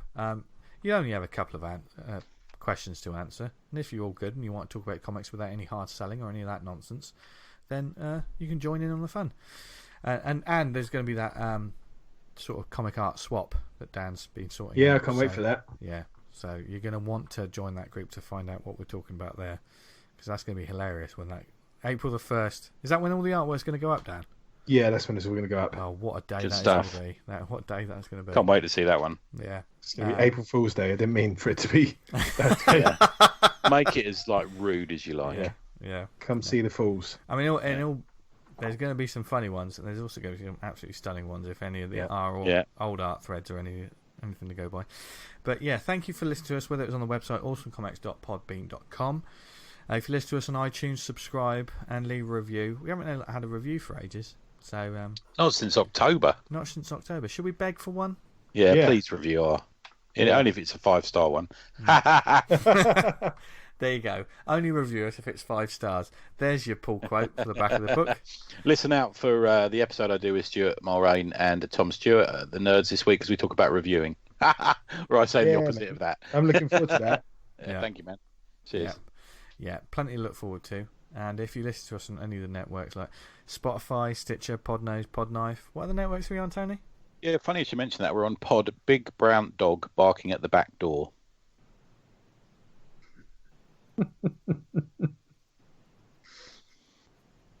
One day I'm just going to finish the show with that. I'd like that. It makes me laugh when you do this. Somebody messaged me and said that we'd fallen out because you did this to me. No, it's Really? For other reasons. yeah, it's not that, folks. It's something else he's done. He knows what he's done. I know. He knows what he's done. I make eye contact with you. Yeah, and one day he'll pay. Oh yes, he'll pay. But until that day, where can people find us online, Tony? neverondanything.blogspot.com. Send your books in for Honest Review Month is coming in May. Yes. Send them in. EZOHYZ on Twitter. It's Can't honest, wait for that either. Yeah, it's going to be good. It's honest and constructive. That's exactly. Yeah. If you want to try and learn some things about your comic book making, or if you've got a harder skin, Seen by me. Yeah. If you've got a tougher skin and you just want to learn some stuff, then And certainly, if you do this, be prepared to communicate with Tony afterwards, because that's what it's all about. It's all about communication. Yeah, exactly. Yeah. If something's failing and you can get feedback on how to improve it, why wouldn't you want that? Yeah. Yep. Yeah. You want to improve your craft. Yeah. And where can people find buy your comics, Tony? Neverondanything.bigcartel.com. There you go. Nice. Atomic Hercules will be going live on there on Tuesday. Amazing. And speaking of amazing, Dan, where can people find you? Thanks, V. You can find me on Twitter at Vanguard Comic, Enrique Vanguard at vanguardcomic.com. And if you want to buy book 1, 2, or 3, or all 3, you can go to comichouse.com. They're all on there. And Nice. what's that other podcast you run? Is it the Lakes Comics Art Festival? Yeah. we run that podcast. I did literally laugh out loud when I realised I was walking the dog. That's not a euphemism. When I was listening to their podcast today and I realised what they'd done, and I started laughing, because if you give it out, you've got to get a bit, and we don't mind, do we? Do you know what I mean? No. Yeah. Good lads. But Yeah. they'll pay. Yeah. Bit of bants. Yeah. Exactly. You can find me on social media at jesterdiablo.com. I don't have a shop. That's all I have to say. I need to. I'll probably sort one out later. Comic House, can you? Later in the year. Yeah. If you want to get some of my books, go on Comic House. But We've still got the awesome pod. I get stuff from Big Cartel griefing us on that. Yeah. griefing us. Yeah, I get emails. People sometimes send stuff in through Big Cartel. It's annoying.